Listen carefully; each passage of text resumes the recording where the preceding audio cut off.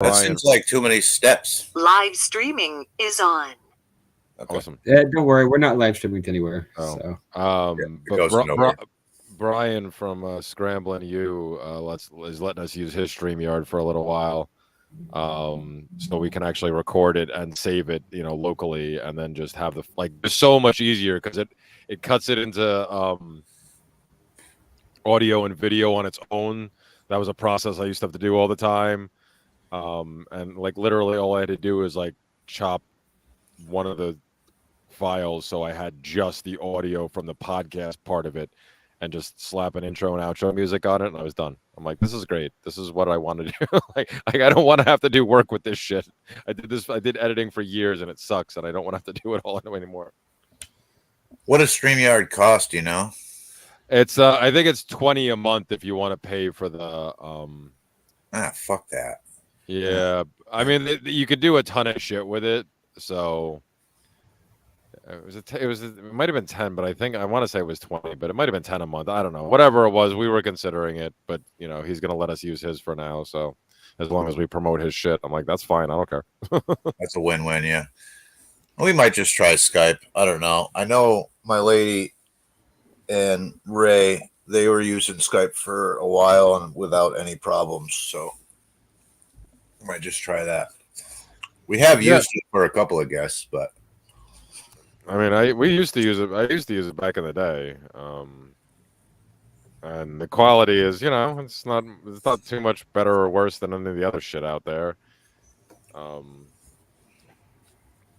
I had the same problem with Skype because I would have to, in order to do what we do, I'd have to rip the audio out of the file, and then create separate video and audio files. That's why I like StreamYard, because it does it all for you.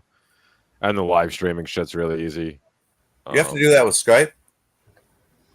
I mean, there might be some converter, there's converters I guess you could use, but I have a program that I've been using for years to do that. So instead of using a Skype one, I would just use that. It's the same thing. Right. You record all it gives you is usually an MP4 file. And then you have to convert it to audio if you want to run just an audio podcast. Penguin, when we used Skype that few times, was it a video file or an audio file? I don't know, because I think it might have been a video, like most things, and I just take it into Audacity. It automatically just kind of rips the audio from the video as soon as I open it, because it's an audio program. So I don't really distinguish the two. Oh, gotcha. Oh, Audacity does that now. It didn't used to, because I used to use Adobe Audition because Audacity didn't do that. But Adobe Audition, you could drop any type of file and it would just rip it. So I guess, I mean, I do use Audacity sparingly when I do editing things, but I didn't realize they finally changed that, because that was always a pain in the ass for me. From what I've heard, they've changed. Audacity has updated a bunch of shit in the past couple of years. Yeah, they're open source, so they probably just try to keep up with the features of Adobe mostly, and probably whoever else, but probably Adobe. They're like the open source free version of all that. Yeah, well, yeah, that's all Audition. Audition really is just Audacity on steroids. That's all it is. All right, are we about ready to wrap? Yeah, I got my drink here. Let me. Yeah, I'm good. Open. Do you guys have a hard stop? Not until my battery dies or I get kicked out of my spot here. Okay, that's a really hard stop. My safe word is banana. Well, considering where I am and what we've had happen to us in the past, my safe word is the fucking popo are here again. So I have been harassed for sitting behind Walmarts before. So we shall see. You're right over there, Penguin? Yeah, I'm just reading that comment about Relish on Twitter. Oh, you're twittering right now? No, I was reading the comment that Ali sent you. It was supposed to be about Relish. She didn't mention what she was. Never mind. Okay. I don't know why I find that funny. Oh yeah, she said something to me earlier. I'm like, what are you fucking talking she, about? she left out the most important word in the sentence. So it didn't make any sense at all. You know, I'm waking up in like in a daze, checking my phone for some reason. And I'm like, what the hell's going on here? So I was thinking we talk the magazine, as I was corrected earlier. It's not a newsletter; it's a magazine. And it started as a newsletter. Oh, I made the. So I was like, oh yeah. Jackie asked me what we're going to talk about. I'm like, oh, you know, your newsletter and whatever else. She's like, I don't have a newsletter. I'm like, am I like losing my mind? Am I talking to the right person? Like, I thought she was fucking with me. I'm like, oh, it's a magazine. I'm fucking terribly sorry. God damn right. I It's get it, hard to like- get here, man. I'm like, yeah, the thing you do with the words in it, that thing, whatever that thing is. That's pretty accurate. I'm like, are you gaslighting me right now? Never put that past her, so that was a good assumption on your part. I'm not. Yes, yeah, I would not. So I think we could talk about that, and then also update on your nomad stuff, and then I don't know, maybe guerrilla gardening. I know Penguin's fucking tired of talking about that, but well, no, yeah, but I want to do one more because actually we need to do one where I actually talk to you about these seeds and talk about some basics that people can, you know. Yeah, we need some basic practical information here. all right, but we can talk about whatever. All right, we ready to go? You good with your stuff, Penguin? Oh, me. I'm sorry. Yeah. Yeah, you got everything set. Yeah. All right, fire away.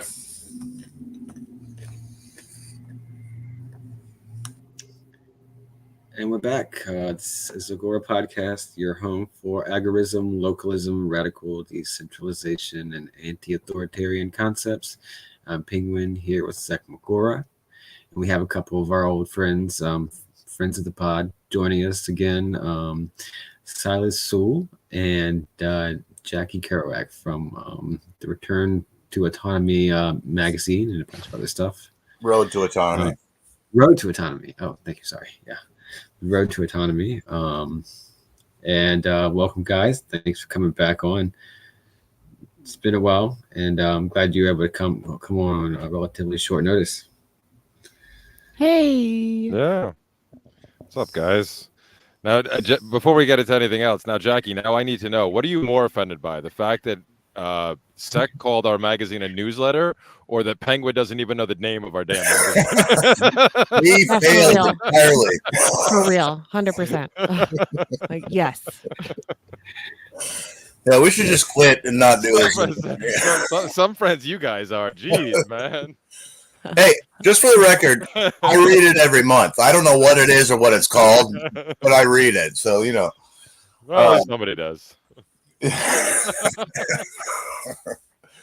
No, yeah, Road to Autonomy magazine, as I was so corrected earlier, is it's awesome. I read it every month. I don't read every word, but I you know, I scroll through and look through articles that I find interesting. I find it really valuable. So why don't you tell us about that? I could not do it without our amazing people that write for us. Josiah Warren and Brian Scramblin and so many people write for us so diligently. Pat Henry and Silas Soul also, and I'm just so grateful. So really, I'm as good as the people that give me content. Yeah. I mean, So for anybody that's like not familiar, how long you been doing it and what is it? oh, Yeah, we started January 2020 with I think our first official issue was February 2020. maybe no. Wait a minute. Well, Yeah. What does she would know? Because we just put out 34 in October, so that means 36 is coming in December, which means 37, my favorite number, will be the start of year 4 in January. So it had to have come out in January. Okay. Maybe it started in December and it's coming out Anyway, in January. Anyway, yeah. 2020, and it was just before COVID, and I just really wanted to find a way to keep our money in our own communities. Whether that's online or whatever. Um, I'm a firm believer in voting with your money, and I wanted to know who provided what within our circles. And I was aghast when so few people could tell me who did what. I was looking to, I don't even remember what I was looking for at the time, but so I thought, you know what, I'm going to start a newsletter, and it started out as a newsletter to connect people, as maybe a Craigslist online or something, just some kind of online community that was like a resource. And when I started, it was just me. And I would put YouTube videos on it, how to start a garden for 20 bucks or less, how to start a garden in like 3 feet or less. Because every time I wanted to talk about autonomy at the time, I only got buts. But I live in an apartment, but I don't make too much money. And so I got really sick and tired of the butts. And so I thought maybe in addition to providing a place to find other people and to keep your money in the circles, it also should be like a resource, like to take away the butts. I don't care if you live in an apartment, you can still create a pretty functional garden in 3 feet by 3 feet or less. And I don't care if you don't have outdoor space or whatever. So um it just kind of started off really, really humble, and it just started growing. And thank goodness I met Silas a few months in, spring, summer. And he was really jazzed about it at the time, which was awesome. And so he wanted to hop on board, and he said, "Why are you doing this all by yourself? We know so many people that are amazing. I bet you if you asked a couple of them, they'd probably provide something content wise." And sure enough, I have been just grateful ever since, because I have amazing writers. We both have amazing writers, and thanks to Silas, his contacts are huge. But people come in from all over, and they bounce in and provide some content and then bounce back out. Yeah, I think that is one really important aspect of what's going on. So, I mean, that's a pretty simple concept, though. Like a lot of people understand the concept of like having a strong local community, and the idea of keeping money in your community. That's not something new or foreign to a lot of people. I think that it's sort of the localist mindset and everything. But when you're dealing with people like us that are not, located in geographical proximity, but more in ideological or attitudinal proximity, it becomes to some extent a challenge, but it becomes something that is so it's now possible to do. I mean, it's been possible, but it's more possible and growing more possible than ever. And our ability to be more interconnected with just technology and infrastructure stuff that's available now. So it's cool that we're even able to kind of do that, to kind of apply that very simple, excuse me, principles to people that are in like more ideological proximity, but not necessarily geographical. But obviously, all the more important in that case. Yeah, I was really frustrated with Facebook, and I still find the same frustration in Don't use it, Facebook. no. Sorry. Oh, I said don't use it. Oh Yeah. I yeah, think a lot of yeah. people don't. Yeah. I just hate it. I've grown to not even use it so much anymore. But I was frustrated with it at the time, because people had this illusion of having this like community online, but they didn't do anything. They didn't promote anything, which is fine, like I'm not throwing shade. I was frustrated at I'm the not throwing talk. shade, but I'm throwing shade. Yes, you Yeah, are. I guess at the time I was tired of talkers, because everybody in the world was gonna do something. And then COVID hit, and then everyone just became even more of a talker. Well, when this is over, I'm gonna, or one of these days. And I just got so frustrated with the talkers. And I'm like, show me, show me something, show me community, I just was so frustrated. And so I've always been kind of a firm believer in using the tools that are already out there, kind of to some extent. I didn't realize that they crossed over into like social media, and Silas kind of tells me all the time, like, use social media as a tool, but I don't know. But anyway, Well, yeah, I because it's there. No matter how many people complain about it, and plenty of people do. I'm one of them. The overwhelming majority of people that I hear say they hate social media and and they're done with it or whatever are the same ones I find on there all the time. They never go anywhere. They complain about it and they leave for a while. They come back again. They leave for a while, come back again. So like it is. I mean, yes, they're harvesting your information and yada yada yada, just like all the other spy network, freaking government, non-government, all the crap that we deal with, just in the current world we live in. So is the smartphone in your pocket. Well, exactly. Unless you're going totally, either Brian Sovereign's Dark Android, or taking it even a step further with the Ghost phones that Jamin Baconic puts out through Liberty Under Attack and the Banu podcast and those guys over there. You're going to be tracked anyway. So like if you're going, like you might as well make use of it, because other than that, since that's happening anyway on all other levels, it's still essentially a free service. Because they're going to get your info no matter what you do anyway. So you get to use it for free. So, you don't have to engage. I mean, believe me, I spent years engaging, and like I wasted a lot of it was wasted, but some of it, I mean, I did have people years, come around, and not the people I was arguing with, but other people that paid it, were watching the back and forth. But I used to go on for days.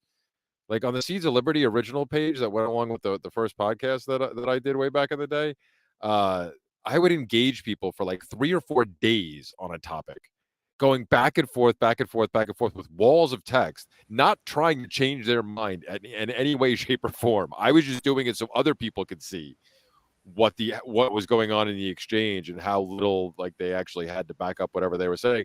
But overall, it was just like like I did it all, but I don't like, why bother? It's not going to get very far. And there's other people that still do that, but you can still use it to connect with people. You can still use it to a certain extent, promote whatever you got going on, or try to direct people to towards certain things like our magazine or our podcast or your guys' podcast, just like anything else. I mean, hell, I built my pet sitting business that I ran for years before I hit the road. I literally built off of Craigslist and then word of mouth. And just like, little by little and little by little, but I made use of a service just because, well, it was there. And why wouldn't I make use of it? It took me a little bit of effort, and I threw stuff out there, and then I got, I built my business from that. So we've built a lot of our following off of social media, because that's how so many people, despite how much they complain, they end up being there anyway. So they're going to see it eventually.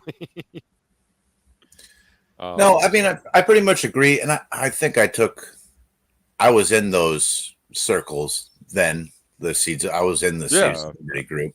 And I remember I did the same thing you did, just like hours of like walls of text and back and forths. And, I probably convinced a number of people, but if you sit down and do like a legit, like objective cost benefit analysis, like how much of change did I affect versus how much time I spent getting sucked into Facebook for hours at a time, I probably could have spent my time better elsewhere. So I walked away from most social media in I don't know, 2015 maybe. I left Facebook and whatever else I was on. And the only reason I came back to even some social media, like I'm on Twitter now, is because of the podcast. That's it. That's just the only to interact with people that are interested in the podcast, and that's about it. And I have no interest in using it as a tool to convince anyone of anything, really. It's like, if you already accept these ideas, I'm there to have a conversation about how to go about it. But I'm not, the days of like arguing with normies on Facebook is just not, I don't have it in me anymore. Also, it also raises my blood pressure probably quite a bit. So it's just not for me. If somebody wants to do that, I mean, I guess there is potentially like a need for that. Somebody should probably do that, but it's not me. And plenty of people still are. So we're Right. covered. We're covered on that end, man. No, there's definitely people doing that. So I'm like you guys, I'm more here for the people who are actually accept these ideas already and want to actually do something about it for themselves, to liberate others, to develop strategies and further ideas that are that came before us. 100%. Yeah. I know exactly who my audience is also, and I know that not everyone's going to get it, and that's okay. And when you finally do get it, rad, I'm here for you. But yeah, I'm super patient. I'm not trying to sell it to people that aren't ready. Yeah, there's no point. So one thing I learned though is like I had to come to this realization. Not everyone learns by verbal arguments. So like you're going to convince if you spend your time using logical arguments either in person or on the internet, there's a certain percentage of people that will be convinced by that. But most people don't care about your theory. They don't care about your argument. They want to see it in action. I'm one of them. Yeah, I mean, that's how I learn too. I'm much better at learning by seeing it at work rather than like kind of reading about it. I'm more of a hands-on learner. So I think most people kind of learn that way.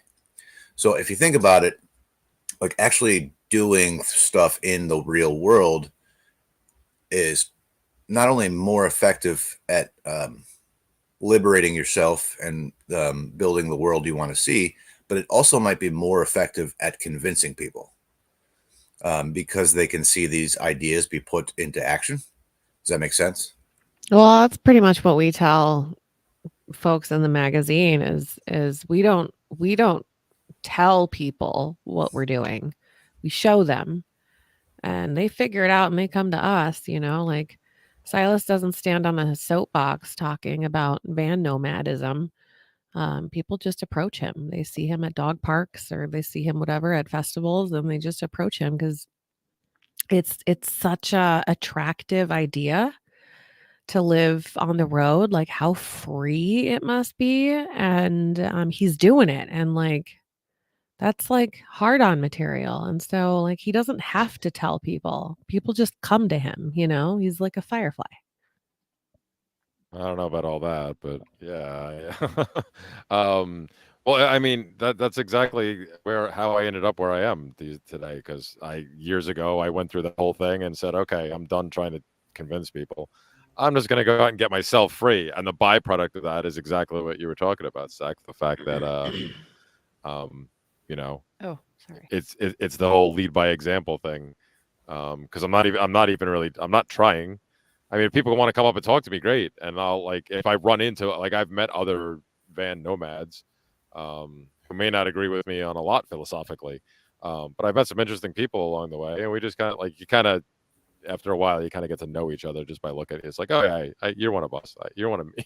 I can see. But yeah, people just come up to me and ask, and I'm not out there. I mean, other than doing helping with the magazine and putting our podcast out, I'm not out there even talking about it necessarily anymore. Because going back to the social media conversation, I just use it to promote our stuff and to put out really bad jokes and puns in general. That's what it's for. Well, yeah, that's what it's become for me. So I'm good with that. But everything else, it just I run into people, and if they want to talk to me about it, it's great. I mean, I do also enjoy a spicy meme occasionally. You know what I mean? So yeah. I mean, I was in the meme game for a long time. I made a yeah, you were meme lord back in the day. I made a shit. Well, that's how I built the Seas of Liberty page. We had nothing as a following, and I built this up to however 20, 30, 40, 50,000 followers we had at one point just by putting out memes every day. That's a lot to come up with, ideas every day for at least a couple. It's an art form for sure. I got burned out on it, man.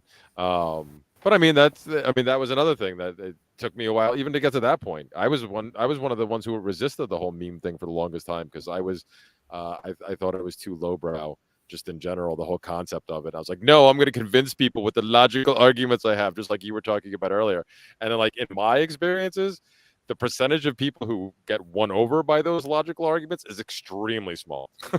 Very Like small. almost nobody does. No. I mean, I did eventually, but I had to go kicking and screaming for a while. But I think more. I don't think you just get there through somebody else. You get there even if you have to kind of really think back to where you're coming from. You get there through your own curiosity and willingness to kind of explore it. And any one particular person only has but so much credit in most cases in kind of getting you to that point. Then really you're like embryonic kind of just curiosity about that. Because if you don't have that, it's just not going to happen. And people naturally resist. They naturally have a confirmation bias, I guess, or whatever, and don't want to hear somebody who's probably just some crackpot, which is a good heuristic because there's a lot of crackpots and dumb ideas out there, I guess. So maybe we have an inbuilt defense mechanism against just listening to somebody with an entirely different or a worldview with kind of like implications that are kind of tough to deal with. Yeah, I agree. Where can people find the magazine, just for the record? RTAmagazine.com is Nice. the simplest way. And you can read the current magazine issue there. It comes out monthly, every 15th of the month, and you can actually sign up to join the subscription list and get it in your email before you can actually see it on the website as kind of like a perk. Dope. Yeah, check that out. I check it out every month. So, Yeah, you can listen to the podcast there. You can be directed to any of our podcatchers there through links provided. Yeah, it's pretty solid. Yeah, I'm really curious. Like, who do you have as your contributors? Do you have a general type of people that you kind of look to work with to recruit, or do you kind of just do it a wide variety kind of deal? I don't know if Silas has his own metrics, but mine, Do you know how to write? Do you like to? Do you want to? Okay, I got a spot for you. That's kind of about it. I actually approach people if I'm inspired by what they're doing. So if I happen to see something in a chat, or if I happen to get introduced through a mutual friend to them and they're doing something that inspires me, which whole bunch of shit inspires me. That's a big spectrum. I'll usually send them a message and I'll ask them, I'll tell them about our magazine, and I'll ask them, have you thought about maybe contributing and trying to foster, if nothing else, the friendship. If they're just really not about it, then I definitely don't push. But I totally love, what they're doing, and I'm inspired by that person. And so like I try and foster a friendship, kind of like pen pal type. So I guess it's a little different than Silas. Yeah, well, I mean, each their own. I don't know. It just for I mean, with the people that I kind of helped bring in, it was just people I'd known over the years who either did not have a outlet of their own at the current moment, or were always looking to spread their specific message to a bigger audience, so would be quite happy to share their own content that they had put out on their own stuff, So I just started talking to anybody I knew like that because I've met enough of them over the years, doing podcasting and radio and interviewing so many people, and it just kind of worked out. Like, I mean, and all the time, the only person I ever had to fight for, and it wasn't even a fight, it was just a rush to get them started right away. It was our one of our personal favorites. I know both of us for both of us is Josiah Warren, who's been with us for quite a long time now. Probably one of our most consistent contributors, and I was always I was a big fan of his fiction work.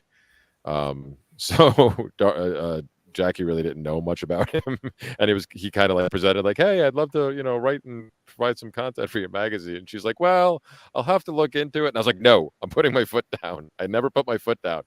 We're hiring him immediately." Yeah, I didn't know. I really in the beginning I curated really hard, like super hard because I guess I was a little bit paranoid because you hear these horror stories of people that build a product and then they put the wrong person in charge and they like run it into the ground with like crazy ideals.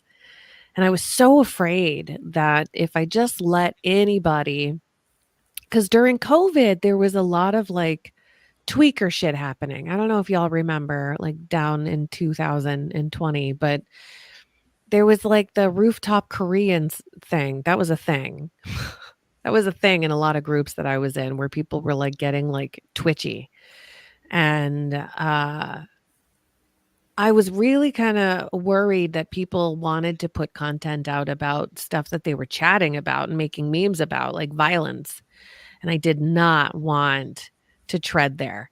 Because, yeah, we all talk about it, okay? But like, not in a way that like sells that behavior. I don't think that behavior is okay. I think that's a good way to get everybody hurt. And so I curated really hard. So when people wanted to write for us in the beginning, I was like, well, let me check out some of the stuff that you've done, because I didn't want to say, yeah, of course, I'll publish anything you give me and then have them give me like shoot a cop or something. Like, no, no, no, no, no. So I didn't know him from Adam. And so I'm glad that Silas stepped in as firm as he did because, I was just going to curate it like I do everybody else. And Silas was like, nope, he's in. And I was like, okay. And yeah, he's fantastic. The more I read, the more I just absolutely freaking love his writing. He is a great writer. Oh my gosh. Like he's a great fiction writer and he's a really fantastic nonfiction writer as well. And his security culture is so good. And so, yeah, he definitely is a super good contributor. Big fan. Yeah, he's definitely of all the people that I've met because I met him originally through Vanu because that's how he I mean I think he might have listened to the Seeds of Liberty too, or the Freedom Fiends, I can't remember, but he found the Vanu podcast. I mean, I knew Rayo before he started the Vanu podcast, but like there's only a couple of people I've come across who actually really took everything they talked about, especially the security culture aspect, to heart. And Josiah was definitely probably the most out of all of them, and he's like really hardcore about that, which is nice because he like you said, I mean I love the stuff. Heck, I love his fiction stuff so much. I'm the one who does the audiobooks for him. But his he's got a lot of information, especially about that, between that and his nephew who's like a tech guru. We're learning a lot of we get to learn a lot of cool things too, coming out of the stuff that he writes every month for us, which is great. Hey, you might remember I was just thinking of this the other day, but I also listened to Rayo back before the Vanu podcast when it was still Liberty Under Attack Radio. Yeah. And I was trying to remember how I came across him. Was he on the Fiends early on around that time? This was like in 13 or 14 maybe. I don't think so. Like, I don't know. He and I connected pretty early on because I think he was already doing he started Liberty Under Attack. I think he started the radio right around the time that we started the Seeds of Liberty.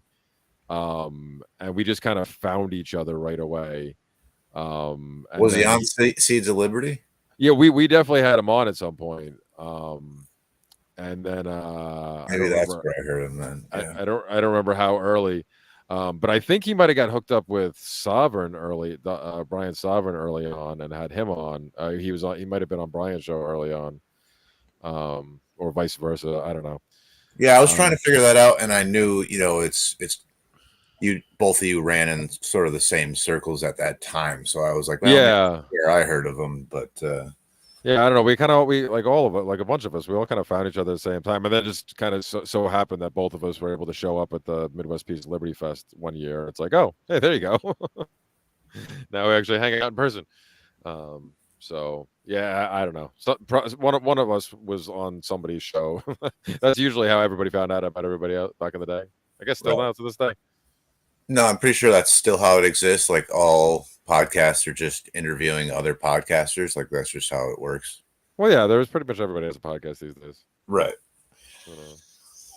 But, So sorry for the side rant. I was just trying to figure no, out. it's fine. I've been trying to figure that out for a while now. I'm like, I don't know where I came across him, but it was back in the day. It was really around because I remember when he had the LUA and then he was doing LUA and Vanu at the same Yeah. time for a while. Yeah, because that was like the second time we had him on the Seeds is when he kind of announced, like we were talking about it, and it kind of came out of the conversation that he was going to be starting this separate podcast about Vanu. So he kind of announced it on our show, which was kind of cool. But I got to, I got to be with him through that journey. But yeah, it was definitely, like I said, I knew him before that, and same thing. We all just kind of found each other through somebody. Like I said, one of us would be on somebody's show, and so somebody else would hear about you. It's like, oh, okay, because there's not that many of us, so it's good to know where we are. So you've been doing the that's where you got the idea for being a nomad, yeah? Oh yeah, well yeah. Yeah. I mean, I don't know if I told that story on your guys' show before, but I know I've told it in the past. I literally, when I first sold my house and ended up moving into my Honda Element with my previous dog, Murder Dog, I literally based all of my planning and everything I did on just the fact that I knew Rayo for as long as I did. We had talked about this stuff for years, and listening to the show all the time. And I actually messaged him when it happened to tell him what I was doing. I was like, "Hey, man, listen, that whole Vanu thing you've been talking about," because he had a plan. He had it all laid out. He had like a 2-year plan where he was gonna keep working the job he hated, keep making money, get the van, build it out over time, and then save money, keep continuing to work at the job that he hated. And at the end of 2 years, the van would be completed and he'd have plenty of money that he could just move out the van full time, blah, blah, blah. And it was a great plan. But I just messaged him one day. I'm like, dude, yeah, all that stuff? He's like, yeah. I'm like, I'm doing that today. It's like next week, and I'm going to be living in a Honda Element. He's like, wait, what? He's like, you don't have a plan. You don't have this. I'm like, I know. Don't worry, I'll figure it out as I go along. But yeah, it really was, Mike. A lot of my conversations, like at the fest or at other times where we hung out and talked or whatever, between me and him was what really pushed me in that direction. So yeah, I can definitely credit him with him and the original Rayo. A large part of why I've been now living on the road for it's been 4.5 years now. Holy shit, really? Yeah, man. I moved out in May of 2018. Memorial Day weekend, or right after. Like I think it was May 31st. Actually, was the day that my house got closed on. So I spent the first night out, me and Murder Dog in the Element. Yep, yeah, 2018. So yeah, we're at 4.5 years at this point. Wow, I didn't realize it'd been that long. Or Okay. almost. I guess next month. I guess in November before officially 4.5. But yeah, man, it's been almost So you've been chronicling your whole journey through this, right? It's funny. Somebody was asking me about that the other day, and now I can't for the life of me remember who the hell it was. But I actually have. Oh no, that's right. My godfather. I was at a family wedding a week or two ago up in New Yorkistan, and I got talking to my godfather, and he was asking, and some of my other cousins were asking me about everything I'd done. They're like, have you chronicled this?" And I was like, my first instinct was to say no, and then I'm like, well, no, actually, yeah, I did, because there was like 130, 50, maybe 80 vlogs that I did when I first moved out, when it was just me and the dog, me and Murder Dog, and we were just traveling like the eastern part of the country. And like I was doing like 5, 10, 15-minute videos and just putting them out every day, every other day. So I documented the first year plus up until and then I stopped for a little bit when Murder Dog passed away.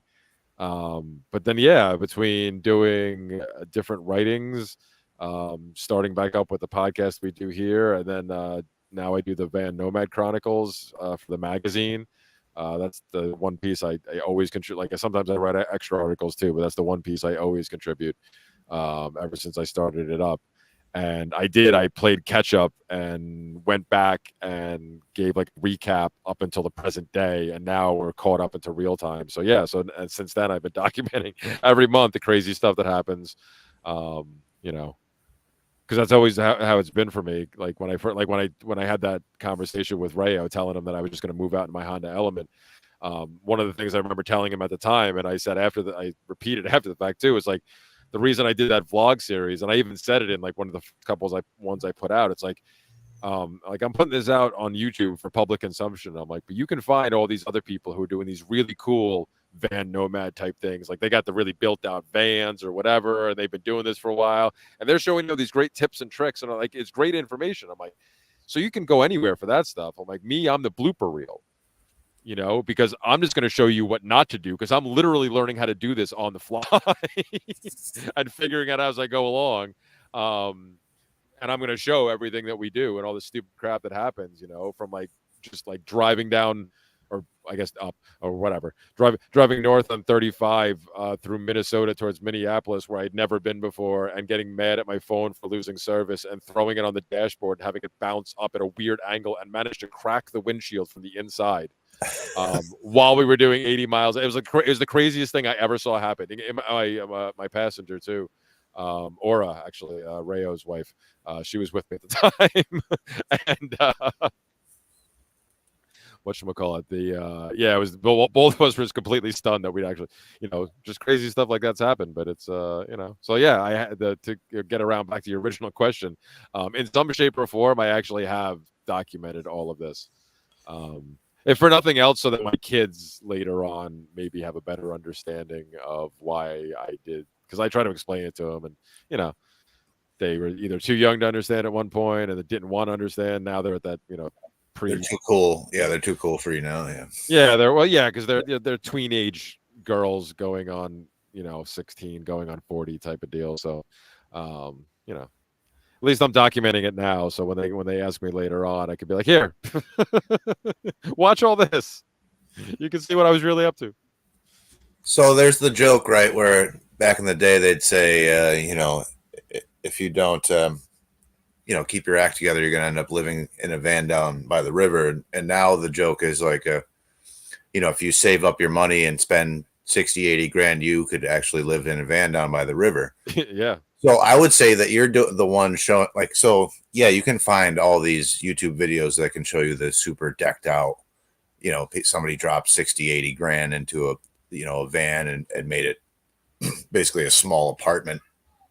But you're showing people how to do it on the cheap also, you know what I mean? Like, oh yeah. So that goes a long way. Like not everybody can drop, 60 grand to go live in a van, you know what I mean? So maybe somebody wants to do it on the on a very small budget and just kind of build it up as they go. Yeah, and even that wasn't done. That was done. That wasn't done by design, but it ended up working out really well. And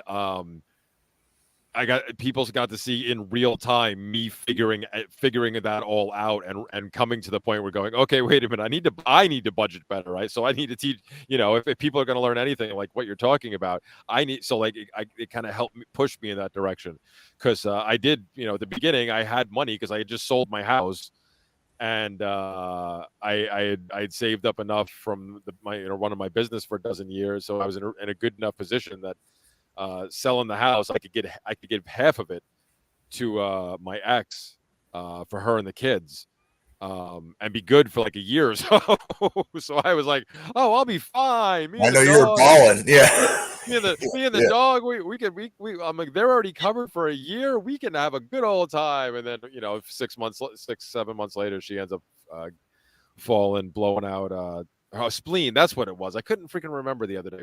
I felt horrible. Like she had to have an emergency splenectomy. That's what it was. And then they found out she had cancer through that. So I blew a lot of money on that too. But I learned in real time, going from at the beginning, oh yeah, I could buy this. Oh, I can go out every night, to getting it down to where her and I were living on less than $100 a week, and still being able to travel at least a little bit to get around and not just be stuck in one place all the time. And I figured that was pretty good.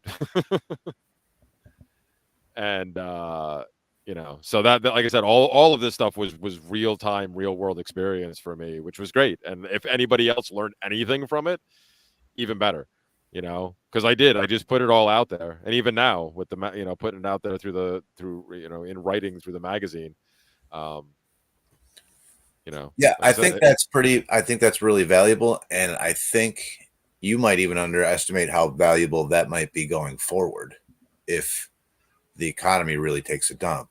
You know what I mean? People might be looking for something like this. They might want to get out from under whatever crushing bills and inflation and their shitty job or whatever the thing, but they don't have the money to go, like I said, drop 60 grand on a pimped out van, and they might find a whole lot of value in the next couple of years from what you've done. You know what I mean? So I think, well, like I said, I hope so, man. Yeah, I do. I think that'll be the case. If not you, then somebody else like you. Something that's similar. Yeah. Well, I mean, heck, I just met this young couple. Well, I don't know how much younger they are than me. I think everybody. I'm grandparky, so I think everybody's a hell of a lot younger than me at this point in my life. But who living out of a school bus that I met them at Vanu Fest a couple of weeks ago. I had actually known one of them on Facebook for years and didn't realize it was him for a while until after we got to talk. I was like, oh, wait a minute, I know you.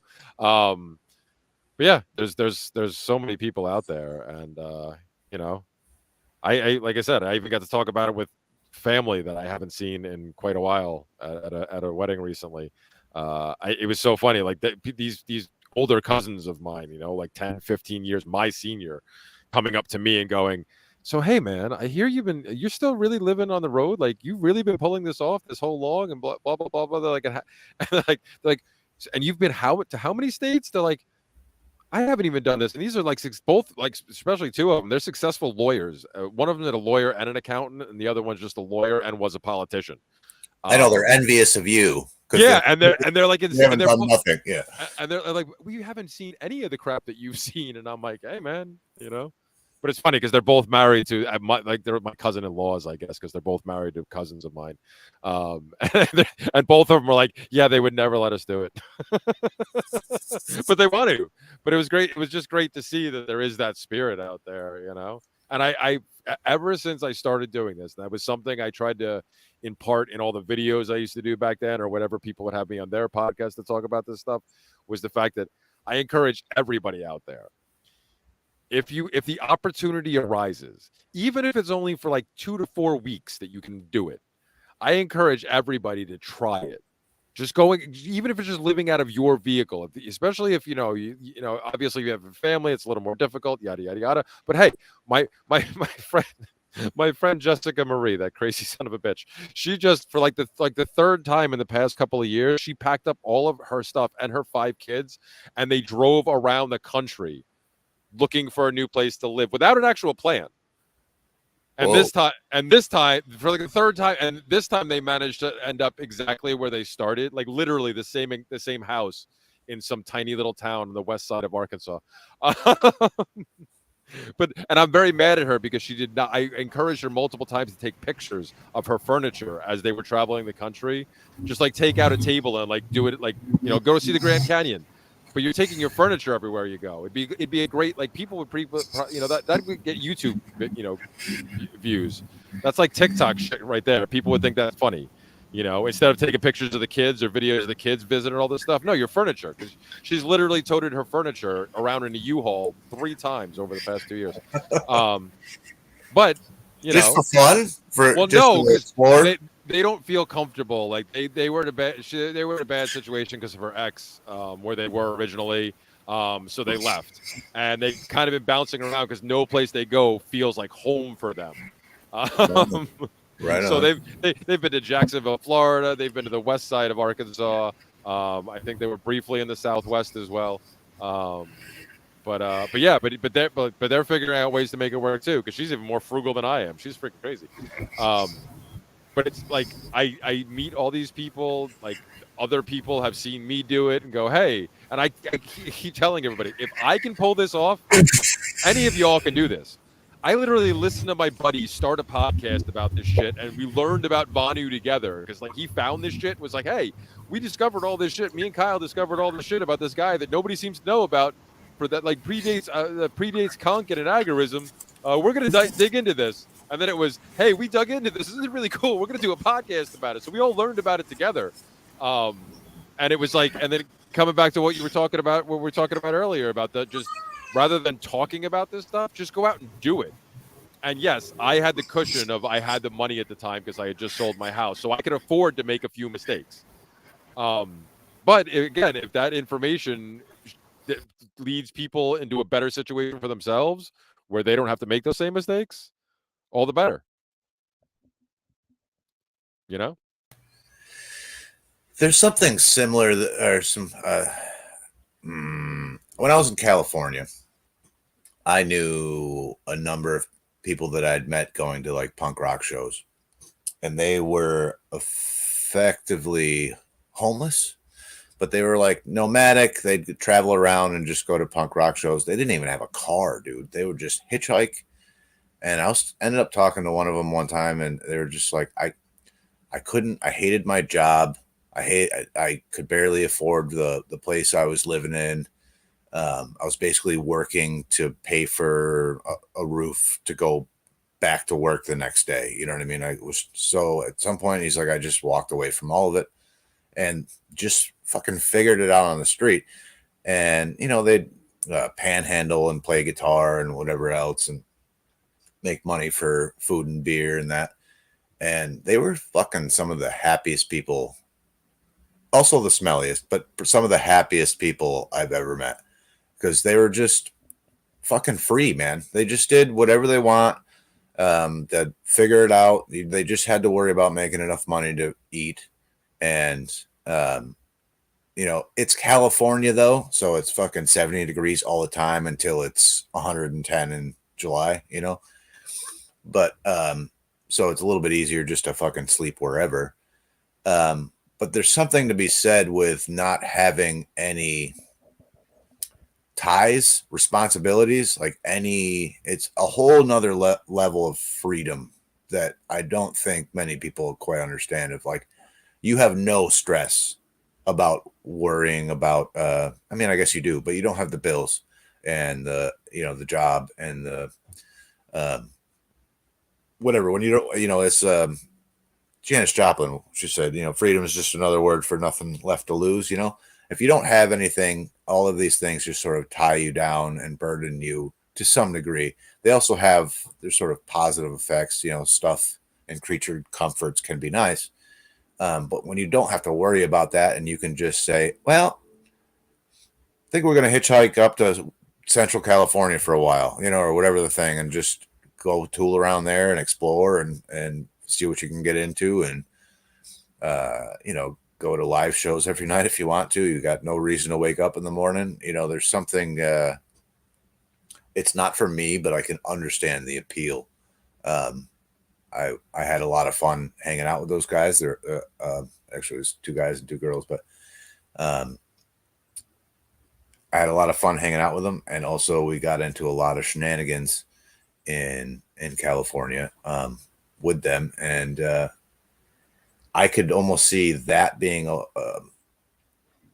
if you can do that, it would almost be even a step further than like, because right now you have to worry about fuel, registration, all that stuff for your car, right? Well, imagine if you have a backpack and that's all you got, and all you have to worry about is hitchhiking to wherever you want to go next and panhandling for enough food to eat for that day. You know what I mean? Like there's, I understand the appeal. I understand why people just drop out and just go be nomadic or hobos or whatever, ride the rails. Like it's like you said, that spirit of adventure, you know? So I totally get it. You know, I'm happy where I'm at, but it wouldn't be for me now, but maybe when I was younger, but I definitely understand it. Yeah, I mean, like I said, I encourage people to try it even if just for a little while, just if they've never done it. But I mean, if you've ever done any traveling and you've, you know, whatever. I mean, but and it's not for everybody long term, obviously. I mean, even myself, because of my kids, I can't take it to that next level that you're talking about with these guys. Just even dropping out with getting rid of the car too. And even if I didn't have my kids, I probably still would. That's like one of the few creature comforts I probably wouldn't give up, is having some type of vehicle, because I do kind of, as much as I would like to drop out of the system completely and not have to have any reason for them to look for me or find me, any way to find me. I like the convenience of being able to get to someplace in a relative hurry if I need to, and not having to rely on other people. And it's great when everything's going hunky dory and you can just wait around for a ride to show up or somebody to pass through. Hey, can I hitch a ride with you? That type of thing, But I like to be able to, I like to have some level of control. So I probably wouldn't give that up. But again, if not for my kids though, I'd probably be doing all that other stuff. I have no problem festival hopping and making just enough money for me and the dog to survive. But because I do have some responsibilities. Right. I just live limited, if you didn't have the car, you'd be highly limited by weather also. Well, yeah. So this way I can survive, the dog, I've learned the dog and I can survive pretty much anywhere in the range of 40 to, I guess, 85, 90-ish degrees. For sleeping conditions without any heat and or cooling devices. So we can survive in a lot of climates. Yeah. Especially just traveling around. It's somewhere between that range at some year round, So. We're talking about that when we all first signed on, because you were talking about how where you guys are. You go from like freezing in the morning to shorts in the afternoon. I mean, I've experienced all that in a couple of days, because I was over in North Carolina where it was all of a sudden 30 degrees at night. And then when I got off the road, I was still dealing with Texas, and even the Midwest was a lot warmer a couple of weeks ago when I first got off the road. And then all of a sudden I'm dealing with 30 degrees at night. And now here I am a day and a half later. I'm over in Arkansas where it's 81. I think I reached 81 today. And it's still going to be 90 when I get down to Dallas area tomorrow. So, wow. So when I was younger, I used to travel around and go to like hippie festivals quite a bit. I did that for like an entire year. We just kind of lived on the road, lived in a car. We stayed at hotels and stuff. But I've been telling people, and now listen, it might be different now, and it probably is. But back then, you could easily make a living just doing that. So I was doing things that are not what you would call legal. Right. So it's a hippie festival, but I'd make like 15 grand in a weekend, like no problem. If you wanted to stick to strictly more like legal things, you could probably still go easily make like 1,500, 2 grand in a weekend, just selling water and like grilled cheese sandwiches. I'm not even kidding. So if somebody wanted to be a traveler, you could very easily make a good living. Like, I've been trying to convince several people I know to just do this,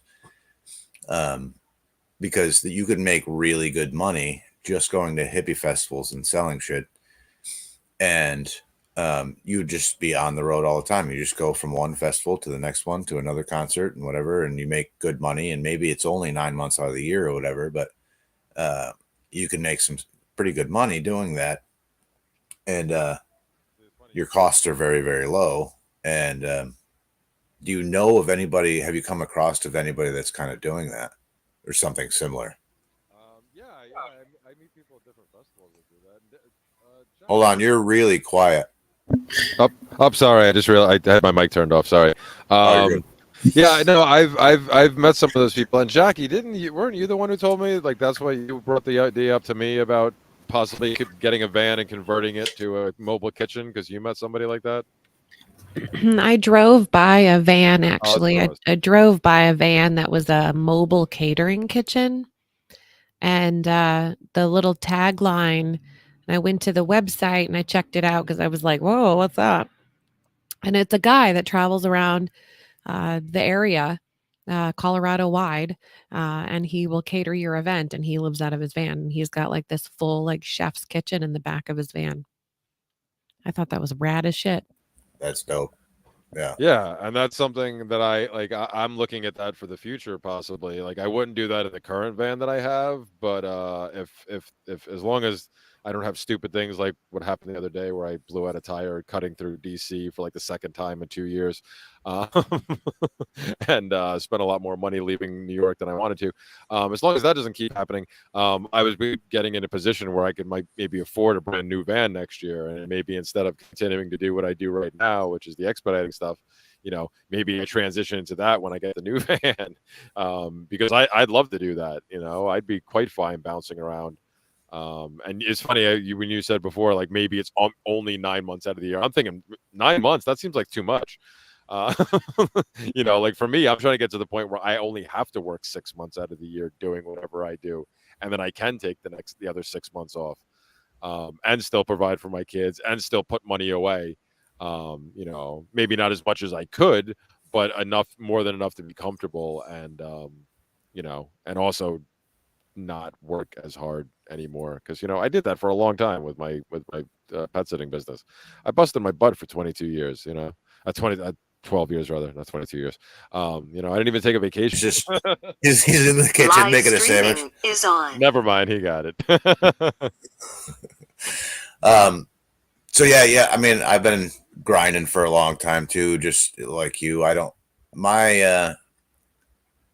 I've tried really hard. I'm a recovering workaholic, so I've been trying to really balance and spend more time with family stuff and enjoying life, which means I got to go hustle and make good money, but money's not everything, and I've been trying to really dial back and only work enough so we're all comfortable, and I still have the opportunity to hang out with my kids and go do something fun and fucking guerrilla garden and piss off as many cops as I can, and whatever, just like enjoy things. I spent my whole 20s just grinding, and I built a fucking a really good business, but I was just fucking working all the time, so I'd rather make more money and do less work, you know what I mean? So like that's the idea,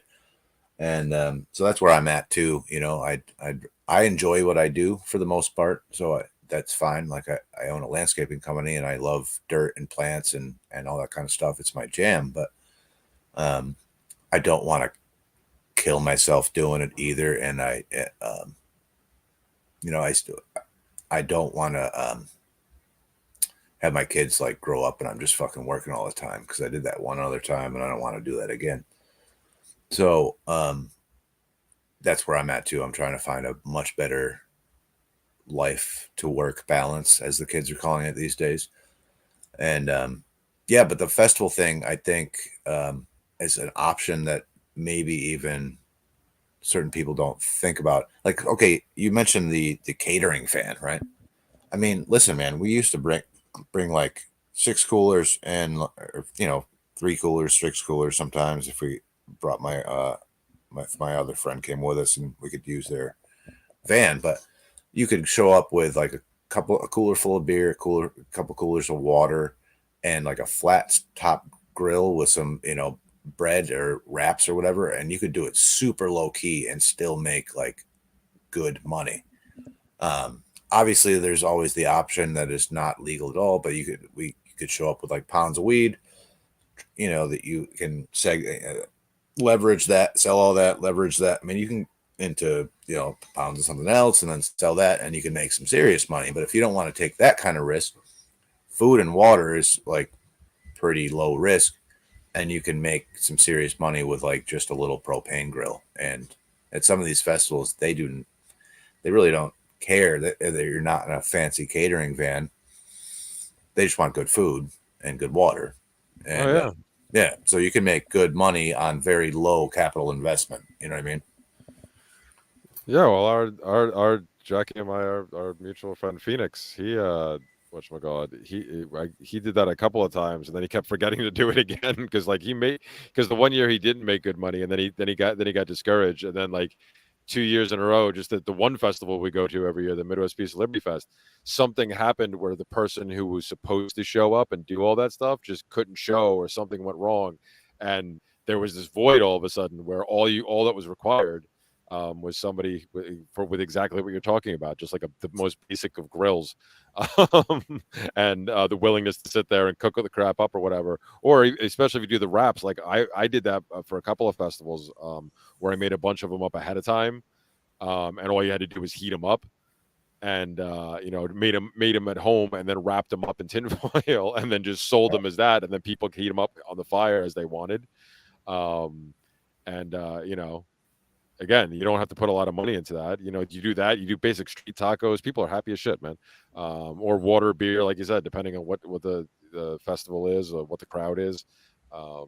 If you know that stuff, you can always figure it out. And there's usually, I mean, heck, Jackie and I talked to our new friend Josh the Renegade Butcher, who I think that was him. He went through that where it was Float Fest, I think, right, Jackie, where he went there, and then for some reason nobody thought to have food like ready to cook for everybody else. Yeah, he was in so a it good was just position.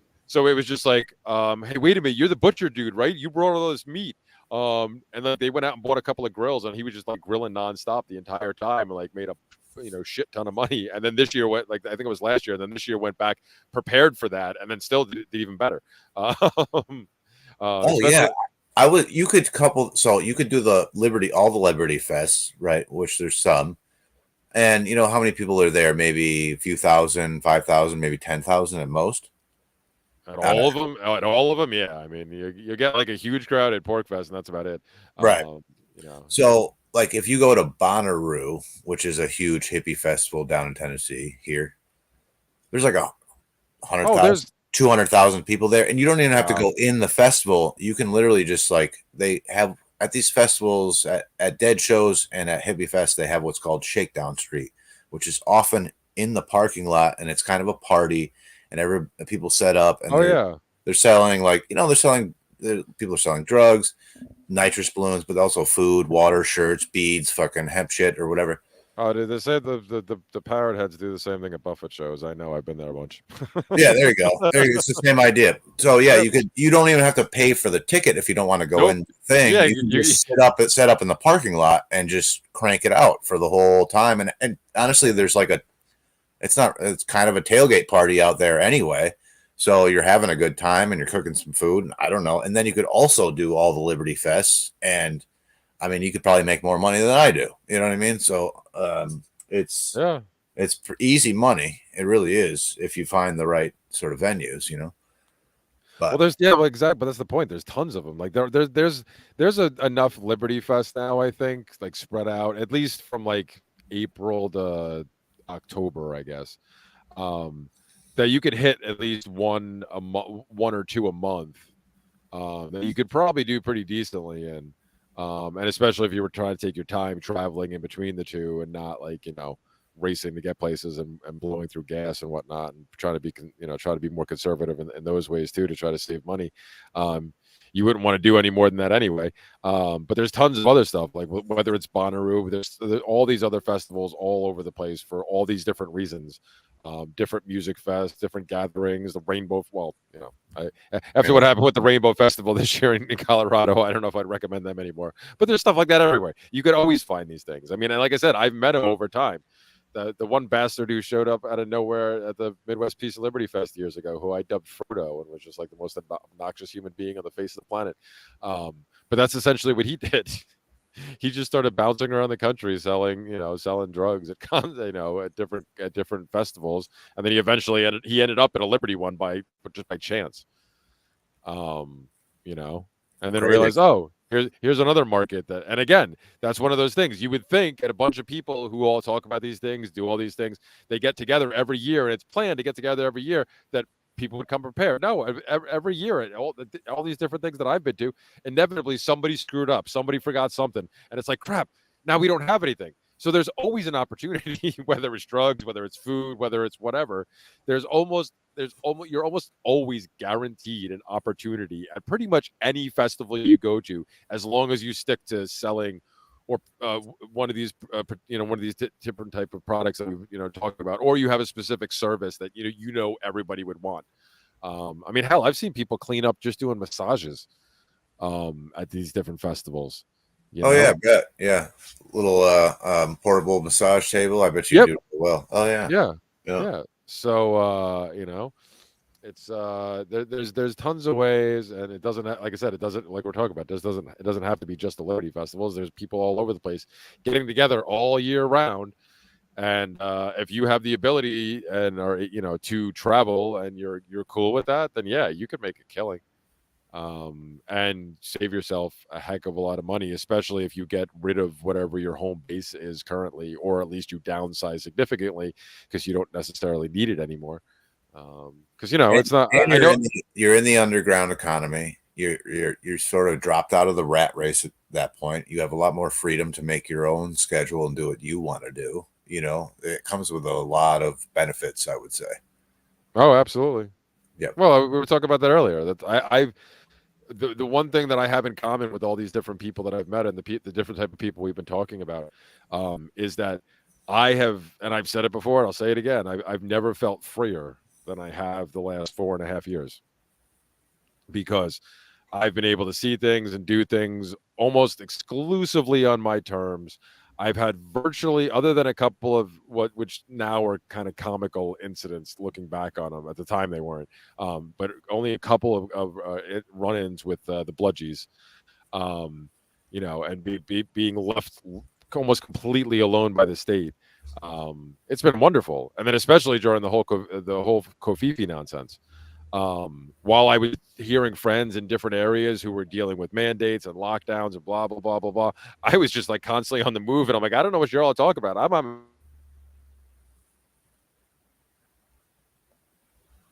Hold on, you dropped out. Bad connection. Silas, if you can hear us, we can't hear you. Well, Jackie, you're quiet over there. What do you got to say about all this? I'm not a van nomad. I know you're not. I have roots, but I don't really have roots. I'm like a cactus. My roots are really shallow. I know, but you're smart and you've been around. You might have something to add to this. I think my kid, well, I can tell you the deal that my kid and I made. She made me make a deal. I will not live in a teepee in the woods until she turns 18. So that's my plan. Good. Oh, that's a good job, B. Yeah, she's not kidding. She seriously considered this like a year or so ago. I had to talk her off a ledge. Yeah, I was giving her my possessions. I'm glad B's on board though. That's good. That's good to hear. She says she totally supports my idea. She just doesn't want to deal with it, which I respect. Yeah, and that was my biggest point. Is like, I don't care what you want to do. You have to think about her first. Yeah, well, I had to hear it from her first, and so she gave me what I needed. So I was like, all right, deal. So what is it, like 7 years? What is she? She's almost 11. Yeah, like. So what's your plan then? Like when that happens? Light a match and walk away. That's when the TP comes out. That's what she said. Yeah. Okay, like out in the wood, middle of nowhere kind of a situation. That's always the hope, like the Unabomber without the bombs. Nice. Yeah. Pretty much just like you. I don't know if y'all heard about the story a few months ago about the woman in Utah, the hiker in Utah that was found. She had been missing for like 6 months. Like she just walked away from everything, and everyone was like, oh my God, maybe she's dead, or maybe she committed suicide. She was just gone, vanished. And they found her on a tent. She was surviving on reindeer moss in the middle of like the Canadian wilderness. She was like, fuck, I've been found. And they arrested her. I was doing fine before you guys showed up. Yeah, no shit. They arrested her and they brought her back. They like forced her to go home. And so I just like, fuck, lady. I am so with you, girl. When you're ready to go back out there, I will help you. So that's kind of my plan. I don't have a van, but So I grew up in Western Massachusetts, like right on the Appalachian Trail.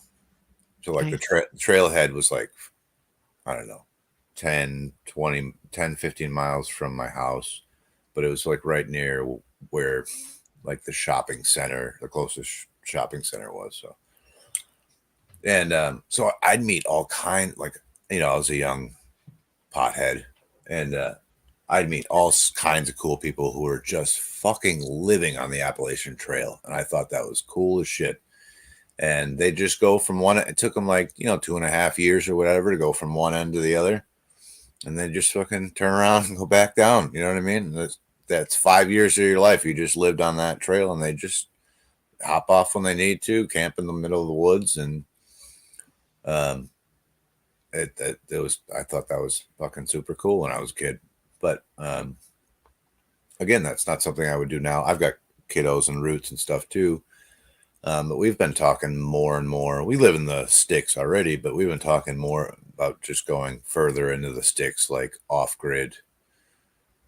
Nothing, no electricity, nothing.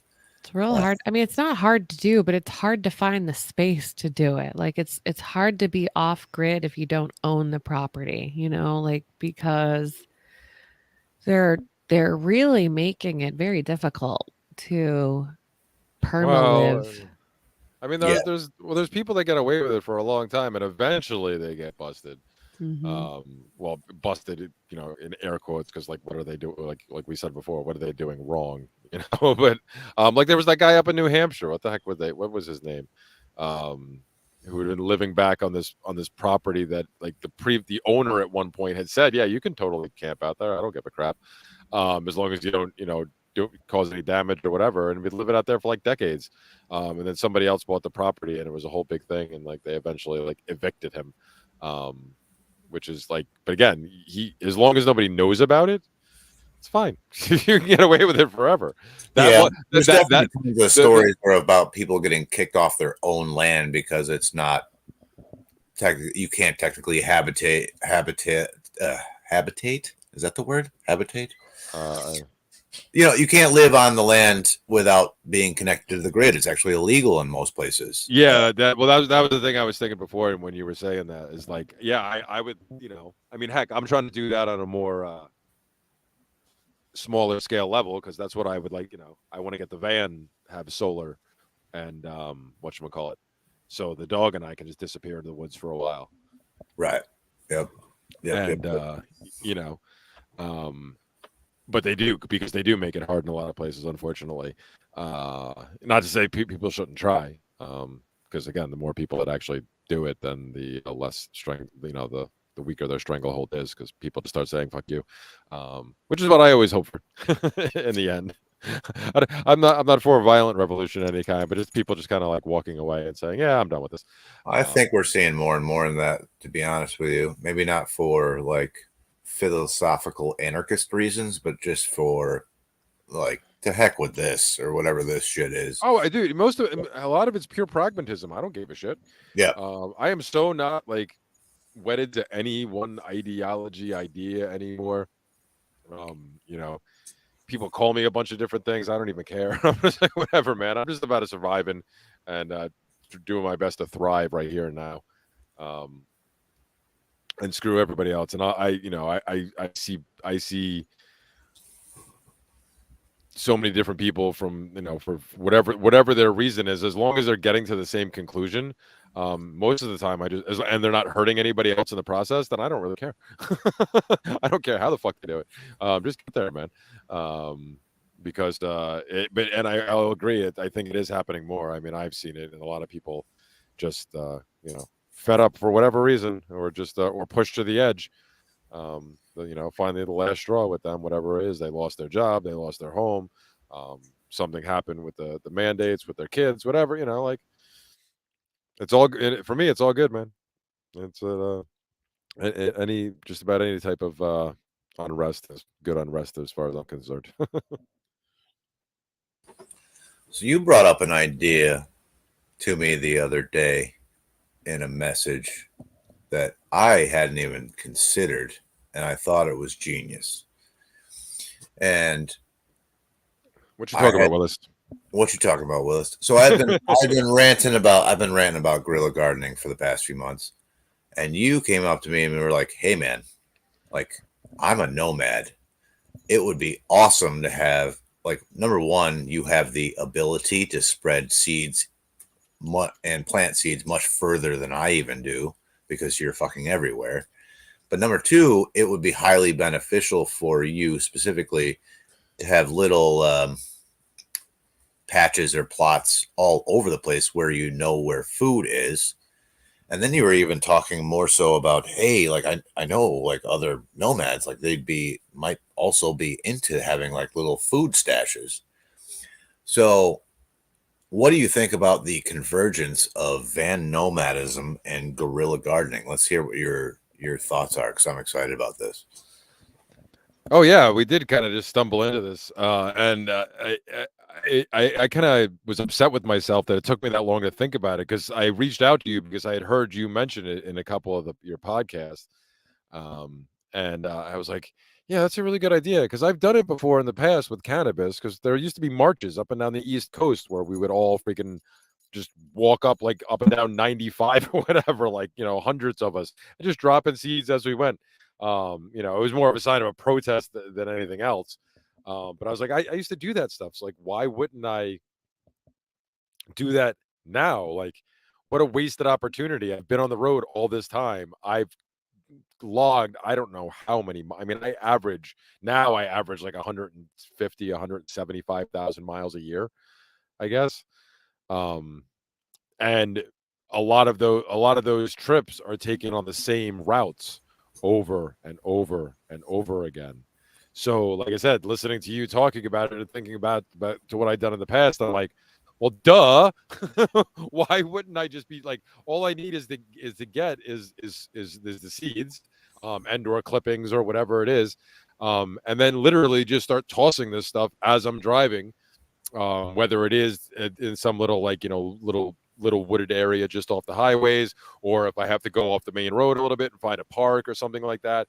The dog and I visit a lot of dog parks, so we could always plant little stuff here and there.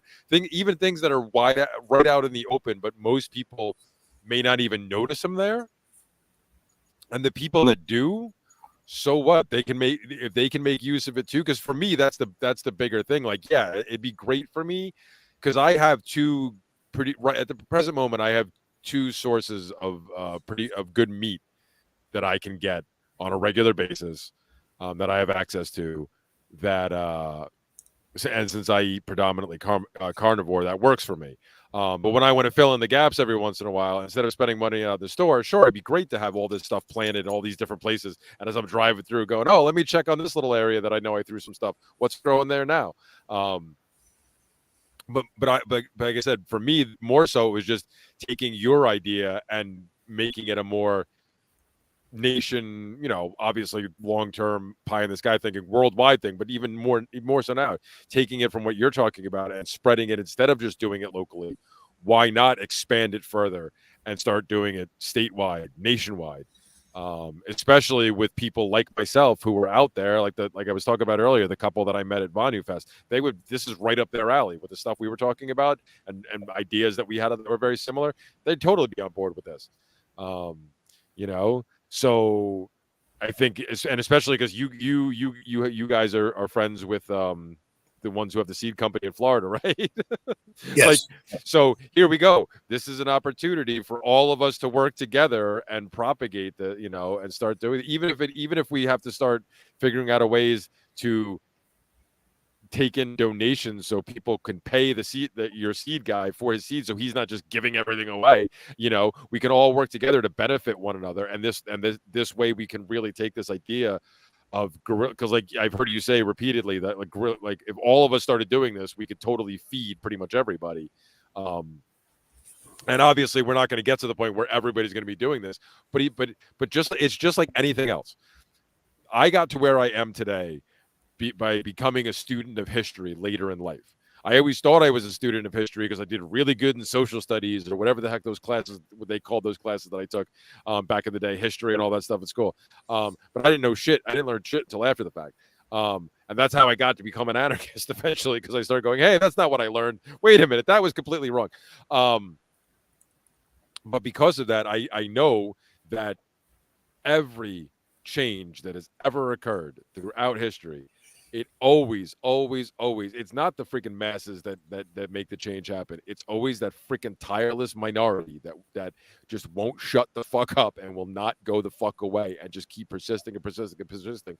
And they eventually win the day, because all you have to do is change the public perception. You don't have to win necessarily, because most people are inherently followers. And as long as you get people to see your point of view for even a split second, most of them will just follow along because they're sheep. I usually hate referring to people like I try not to be that guy anymore, but in this instance, it's very fitting, because most people really are. That's just the way it is. So several problems I see currently. One is obviously the state. Two, our environment's pretty fucked up. And three, people are going hungry or are in dire economic straits. They're not well off economically. So to me, let's start back at the beginning. If everyone engaged in just a little bit of guerrilla gardening, it would create so much abundance in food, because it would start to spread. Like these things would start to the seeds would start to self-propagate themselves, and we would actually have like just food growing wild everywhere. You'd have so much food that there'd be too much food. And anybody that needed food would have easy access to food. Yeah, Right. I was just thinking about this today. I mean, think about it. I mean, we deal with a world of scarcity. Imagine if it just wasn't. We could just do it. Anybody can garden. We have markets, we have capitalism to some extent, and even beyond broader the capitalism, we have markets. But like, that's the deal with scarcity, which is a real thing in most cases. But imagine if we could just not have scarcity. Well, we could shift it to abundance. Right. We could basically do that if a bunch of people just kind of did it in a disorganized and decentralized, no coordination needed manner, and we could have food of the type that's like fresh produce, which is what a lot of people are lacking and what we kind of need. I mean, hey, if you want to do the staple grains and centralize that to some extent, and whatever you want to do is shelf stable food and processed food, or even better, the better version of that, canned food and jarred food, but like fresh produce. And then we got to deal with meat, dairy, and other things, but like to get your vitamins and minerals and fiber and everything, like we can make that a thing that doesn't have any real scarcity if we really wanted to. Yeah. Now, obviously, everybody's not going to do that. Like you said, it's going to at least start small, and maybe it'll spread some. But we could still create enough food to where we would have far more abundance, and those that needed food would have access to food. But so there is like the broader benefit to all of society. Like you said, if somebody else comes across where you've planted food and grabs some food, great, awesome, but I also think that will benefit the environment as well, because it's going to help the bee and the bird populations, and they will actually also help spread whatever seeds and plants that you're planting. So that's a sort of a symbiotic relationship that's a healthier bee, butterfly, and bird population, which then creates a healthier plant population for us. But then also, like I talked about the people that are in dire economic straits or hungry or etc. If we can provide enough abundance ourselves absent the state, like when people are poor, they get sort of fascistic, right? They clamor for the state. And in times of economic strife is when people look for a strong man, right? So let's say some might call this the sort of the material basis for the state itself, right? If we're talking theory. So if we can change that material base from one of a scarcity mindset or one of economic stress or strife to one of abundance, then we are like removing that necessity for a state in people's minds. It was after the Great Depression and during times of like hyperinflation that the fascism rose to power in Europe, obviously, right? So the same is true on a smaller scale. When people are in need, they look for whatever, they clamor for whatever systems they think are going to support them. So if we provide these systems of support by just planting fucking food everywhere, this removes the necessity for in people's minds for a state. You're removing the market for a state, as Ben Stone put it. So then you couple this with like, also this is just a fun prank. You can really screw with state actors and stuff. Like I imagine you can do this with cannabis as well. Like start planting cannabis in the flower beds in front of police stations. That'd be fucking hilarious to me. So you can also do this as more of a prank or sort of political activism, or just kind of screw or harass with state actors. And I don't know, like say somebody planted a bunch of flowers or poison ivy at the Lockheed Martin facilities, like that'd be awesome. So you can really, you know what I mean? Like it'd be awesome. So like you can really like this could potentially solve so many problems all at once, while also being like kind of a fun hobby and a fun prank. I enjoy planting stuff, so I do it all the time anyway. So this is what you're talking about, it going worldwide is what I hope for. Hopefully it goes that way. But yeah, getting hooked in with more nomads is obviously the move, because you guys have far more reach. Like the other day, me and the lady were down this dirt road, and we got a pound bag of seeds she's got in her hand, and she's just flinging them out the window as we're driving down this dirt road, right? Now, imagine you're doing that in all 50 states. Do you know what I'm saying? Like, my God. And I think people should do this with cannabis, because if cannabis is growing everywhere, it becomes unenforceable to prohibit that. So that's another obviously good strategy. But you could be doing this if you drive 175 miles. You could be throwing seeds out the window as you go. And I have gotten donations, and I'm going to buy some seeds in bulk, and I've been handing them out to people who maybe don't have the funds, but have the will, and I've been just sending seeds. And my buddy Dag from Agrist Acres, everybody check out agristacres.com. He gave me a bunch of stuff that he's just kind of restocking his inventory. So he gave me the stuff from like he had a bunch of or whatever. And so he donated a bunch of that to us, and I've been handing those out as well. But yeah, there's a ton of potential here, I think. And it's also a fun hobby. So next time, actually, that reminds me, hurry up and get over here, because I can give you a whole bunch of seeds next time you come by. But yeah, I'm with you here, and I can't believe I didn't think of this either. It's so genius in its sort of simplicity. I think this is a great idea. Yeah, like I said, we both kind of just stumbled into it. It's like, hey, wait a minute, yeah, this makes sense. Yeah, even there's truckers in our ranks too. And again, this isn't tied to any ideology either. Like anybody who wants to get involved in this, if you're somebody who travels for any reason, like why not? And I want to take it so far as I think I mentioned this to you too. Because we have an interactive map that we have with the magazine that we intended to use for other purposes over the years. But I would love to use it for and as one of the overlays have this where me and others, if they want to share where they plant these things, so that there's a general idea that anybody who's traveling can look and see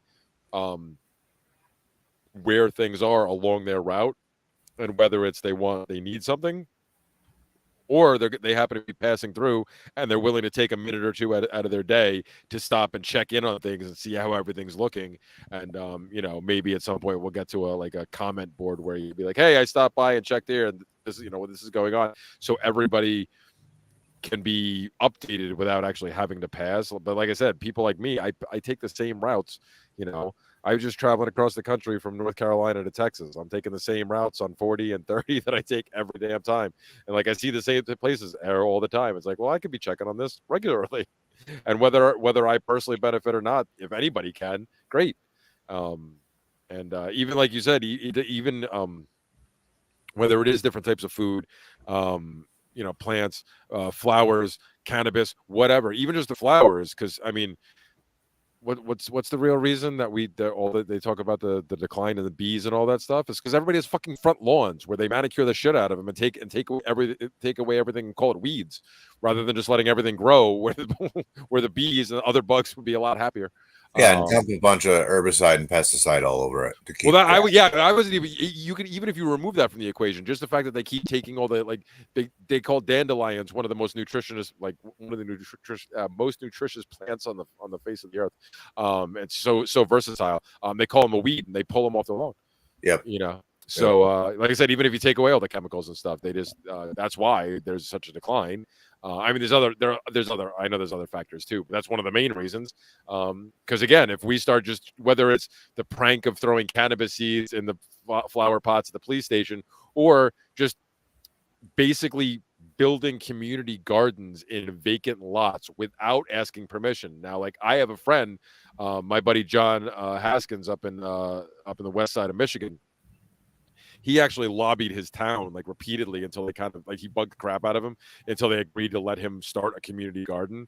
And now he's got a really great thing kicking off in the little town that he lives up near Grand Rapids. So he went that route. But if you don't want to have to deal with all the bureaucratic BS, again, the more people do things, the less strength they have, because the more people just kind of reject it. It's kind of like the whole, they can't arrest this whole thing, and like you said, it makes it unenforceable. So yeah, just start doing that stuff everywhere.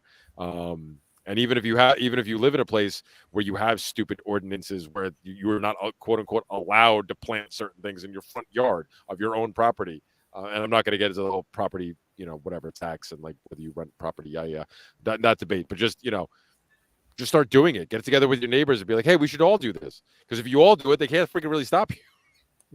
So just start planning stuff. So, have it available for yourselves, for everybody. And like we were talking about earlier, you'll go from like Penguin was talking about, you'll go from that point of scarcity to virtual abundance. Because, there's always on some level there's scarcity because, take all the minerals over time, whatever, yada, yada, yada, everything depletes. So I guess on a long enough timeline, everything goes to zero, right? Yeah, but you can have almost what they would call de facto post scarcity, in the sense that you got so much abundance that yes, technically elements are scarce in the universe, right? But we don't notice it because we have such a sheer abundance of whatever the resource is, right? For practical abundance for practical purposes. Yeah. And every time you take one thing, just one, I guess this is a broad category of things, but one broad category of things, and make them abundant and remove that scarcity in effect. It's you can't do that with everything. Obviously there's much different, it's a much different situation with various different kinds of, I don't know, things, categories of things, whether it's types of food, stuffs, or just anything else. But yes, so we have to work for those things and seek out things and innovate and everything. But we can take something off the hierarchy of needs and kind of, take away people's need to kind of spend their time, money, or labor or whatever on getting nutritious food, just because we can, just because we do something that people love to do anyway. Gardening is just a thing people like to do, and going outdoors to say pick the stuff is something people like doing anyway. And it seems so very simple. And even as a person who's very pro market, this seems like this is even as much as I love the concept of markets to facilitate getting things that we would otherwise not be able to coordinate, maybe not be able to coordinate, but if we could just take that and make it something so it's just effortlessly found, because the way these things propagate and how many people could just throw seeds out of a window, like you said. I mean, it seems like a no-brainer to me, to be honest with you. Yeah, and it also removes dependence on state and corporate supply chains, right? So if you have just food growing everywhere, if there's a breakdown in supply lines and you can't get food in the area, well, you can probably forage around the area if people have been planting there, You can forage around the area now, just so you know. And we do. But you can't always find wild green peppers growing, so we forage for plants and medicinal herbs and whatever else, but you could create more options for foraging, let's say. But yeah, no, I agree. There's probably already tons of useful plants and edible plants in your area. It might just take a little bit of skill and know how to go find them, but yeah, you could live off a dandelion root if you had to. I highly recommend people learn how to forage first before doing the food forest thing, only because there is a bit of a foraging etiquette which will come into play if whatever you plant comes into fruition. As in, don't take everything you find, don't take from contaminated areas. And so people really should brush up on foraging etiquette anyway, as well as food identification. So if you've planted strawberries, when you come back to harvest them, are you making sure that they're actually strawberries that you're harvesting, or are you just kind of guessing that there's a berry there and it must be a strawberry? Ooh, good point. So, yeah. I mean, we've been teaching foraging in a few issues for a couple years now, and there's already abundance. I mean, we go on hikes and we pick up lamb's quarters, which nutritionally speaking has more nutrition than spinach that you can buy at the market. There's wild onions, which I know that you guys, it looks like, have foraged a few times before, as well as several herbs and medicines and things that we've made medicine from, like pine sap. So there's already just a ton surrounding you, but it does take skill to identify it. It takes skill, it takes patience, it takes a lot of time and learning environments and lookalikes. There's a lot of very deadly lookalikes out there. And it takes some skill. And so, yeah, well, I'm kind of the odd man out here. I think it's a great idea, but I think it's just enough knowledge to be dangerous. Listen, man, you got to thin out the herd somehow. Danger is my middle name. Yeah, I had a friend that had a berry, and she wanted to see what type of berry it was, and she squished it and put just a little bit on her mouth, and we watched her like damn near have a seizure. And so we're kind of like, there comes a point where you're kind of like, maybe this is reckless. So I think people should do some homework. I highly encourage your idea, guerrilla gardening, but I'm kind of... So I think most people know, I agree with what you're saying. Everyone should learn their plant identification and also foraging. This is all good things. But I think most people know what tomatoes and green peppers look like, or blackberries, or but these are vegetables you guys know, but there are so many vegetables that you don't know that grow wild. And okay, but when we're talking about guerrilla gardening, we're talking about putting known quantities out there so we don't have to worry about the unknown ones. That's kind of the point. That's hard though. I mean, okay, devil's advocate here. If you travel coast to coast and you're planting pepper seeds, you're going to be wasting a lot of seeds because maybe a lot of climates that he's in are not sustainable to that particular pepper. But again, you're just making assumptions that I'm going to plant the same thing everywhere. No. Oh, good. Okay. All right. Yeah, you're right. You're right. No, I've already asked Psych about this. That was part of the thing. It's like, okay, well, we're gonna have to, I'm gonna have to bone up on this stuff so I know what goes where and where we can. Yeah, I already suggested more native plants so they would Yeah. require less maintenance. Yeah. Okay, perfect. Well, that was my only issue Yeah, too. we're not. Is just Yeah, we're not. I mean, you can do this willy nilly. I mean, that's what they did with the cannabis ones because it will grow in most places. Yeah. But we're Same also with talking. like green beans. Like, you can probably plant green beans just about anywhere. Like I've not seen it. here. God No? damn. No, it's too Yeah. fucking hot. It's too Oh. hot, too much sun, too dry. They need constant fucking care out here. Oh, I grew them in Southern California. I did have to water them, I guess, but Yeah. Yeah. They need human interaction like water. have you tried understory, like in a wood line? We You we, don't have woods. we don't have trees, homie. I don't know where Okay. you fucking think we live. I think mountains when I think of. I know Well, it is, desert. but she's in the high desert, man. Right. Okay. Fine. Okay. I Under. have rabbit brush and sage out Yeah, here with that's whack. with occasional juniper and pinyon. That's pretty much what I have out here. That doesn't sound fun at all. Oh, it's I had to kind of relearn wilderness survival out here because wilderness survival where I different came animal. from had trees. Right. How do you make a shelter without trees? So it's definitely been really interesting, and luckily there's been a lot of native tribes that I can read about and study and visit and learn. So that's been really helpful. That is part of the reason I got out of Southern California. I'm like, if shit goes down, there's no water here. I'm out. Yeah, you'll just basically be traveling the Colorado River out here. Just Yep. What's left of it at this point? Every time I see pictures of it, it's dried up. yeah, no shit, it's real gross. It's real gross what water's left. It's just like go to Gunnison, go to the Gunnison River. Colorado's gross. Now, is that from Nestle, right? Am I remembering that correctly? Nestle's bottling up most of the Colorado River. Is that correct? No, well, maybe. I just All- assumed it was. I assumed it was Coors.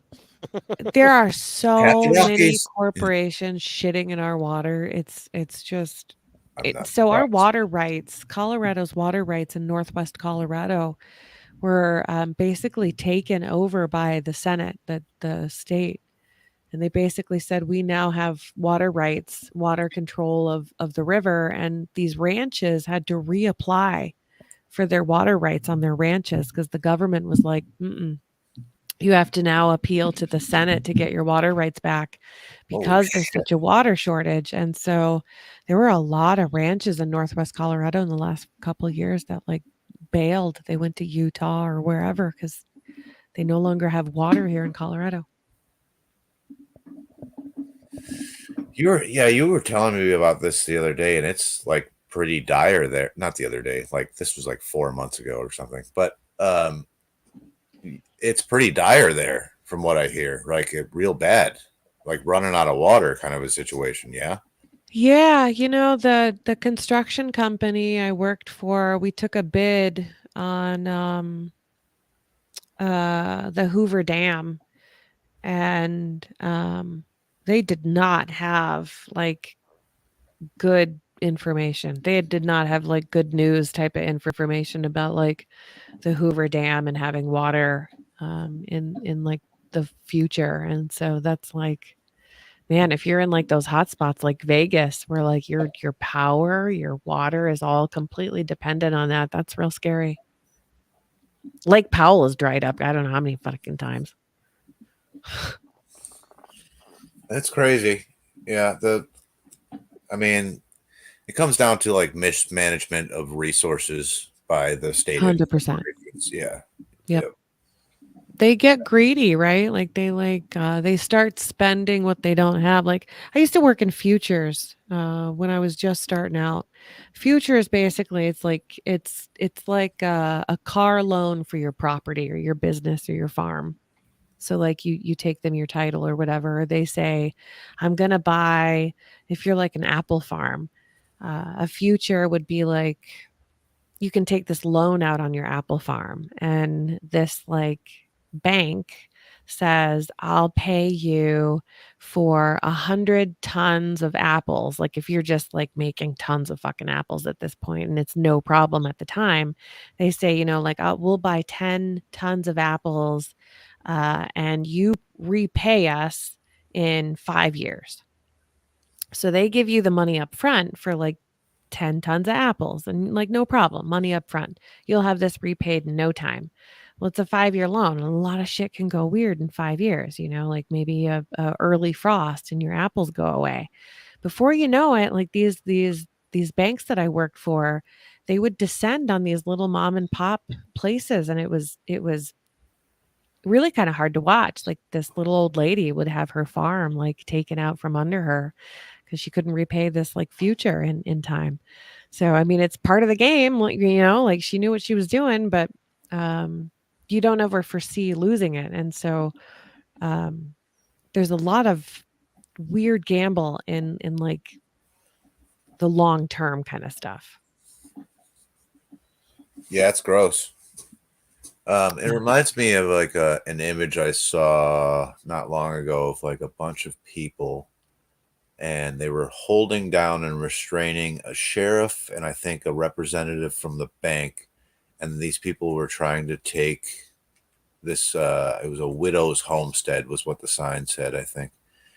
And I think you talk about all this screwing around with all this gambling by these corporations and the state. And then predatory practices towards like people's small mom and pop farms and stuff. I think you might see again a time where people are just like, no, listen, you're not taking this lady's farm, we'll fucking shoot you. I mean, you're just not taking this lady's farm, it's not going to happen. Well, we And saw that a little bit. Like, who was that rancher a couple years ago? The whole he Bundy? wanted to, yeah, Bundy. We saw that in Bundy's case. Like, you know, like so many people came out for that guy. Mm-hmm. Yeah, and the more this gets worse, I think you might see a lot more of things like that. I don't know. I guess whatever your thoughts are or opinions on the Keystone Pipeline and Standing Rock, you kind of saw a little bit of that with Standing Rock too, where people are just like, look, this corporation isn't building in our water, whatever the thing. And they were standing up for their water rights there too. But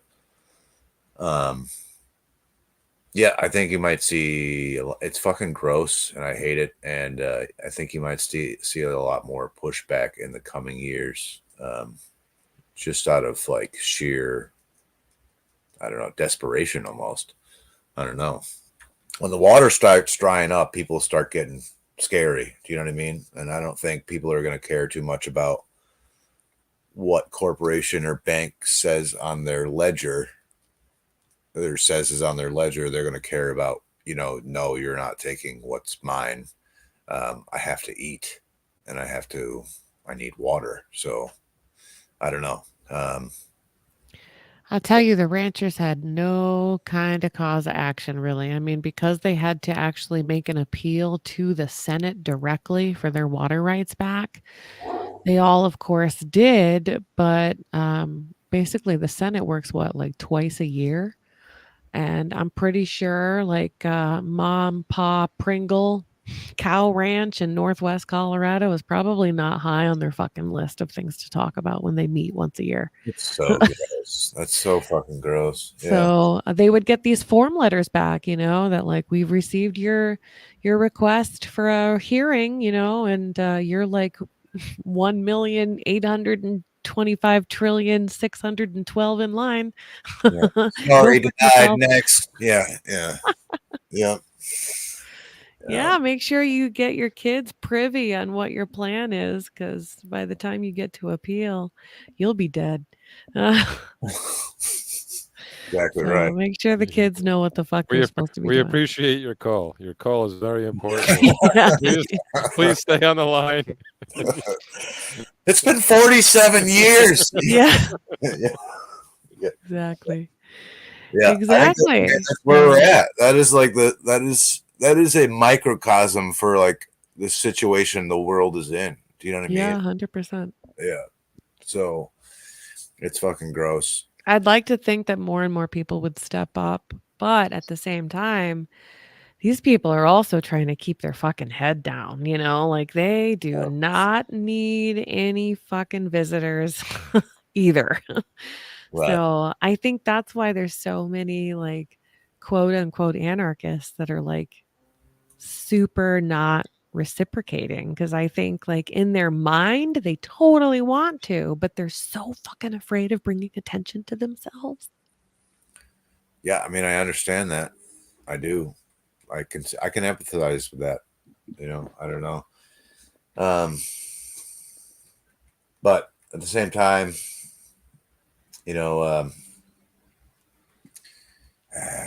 if you don't have the support structure, you're potentially more at risk being alone than you are with people in a community, even if it means more risk of exposure.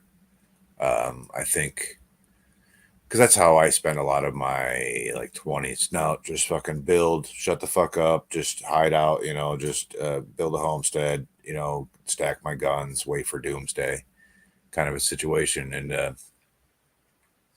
at some point, like you're fine until you get the the eye of Sauron on you, and then you're one person and you end up getting Waco'd. Whereas if you have a community of support, you're potentially, this might draw more attention from unwanted people, but you also have a better chance of survival with a community, if that makes sense. Agree, disagree? I agree, except it's a bad example. You probably should have went with Ruby Ridge, because Waco tried to have a community and they stuck. Oh yeah. Yeah, for real. I was like, they just murked the whole community. That one. Yeah. Okay. Fine. Ruby Ridge was a better example. Yes. Oh, thank you. I was like, my brain was short circuiting. Yeah, but no, like dropping out and just going off and being. I mean, I agree with you, because I mean, as much as the loner in the teepee, like Jackie was talking about earlier, idea may sound appealing, you can get away with that, and some people do, and some people can. But the fact of the matter is, we are a tribal species, Although I would also posit that not only are we tribal, but going back to some of the other stuff we were talking about earlier, we're also a nomadic species. So like. Yeah, you can do all this. You can do a lot of things on your own, and you might be safe, whatever that means to you, for a while. But the reality is, the division of labor is a very powerful thing, because you can always get more accomplished when you have more people doing things and spreading the work out, whatever needs to get done. So like community in so many aspects, whether it's just that sense of other because of the tribalness of our nature, or the sharing the load aspect, to so many different things. There's just, I don't know. Like I'm somebody who I've been more largely anti-people most of my life, and I still say that I am. But I've realized over time that that only goes well for so long. Like I can be off on my own with the dog for like not really talking to anybody for a few days at a time, maybe even a week sometimes. It'd be totally cool.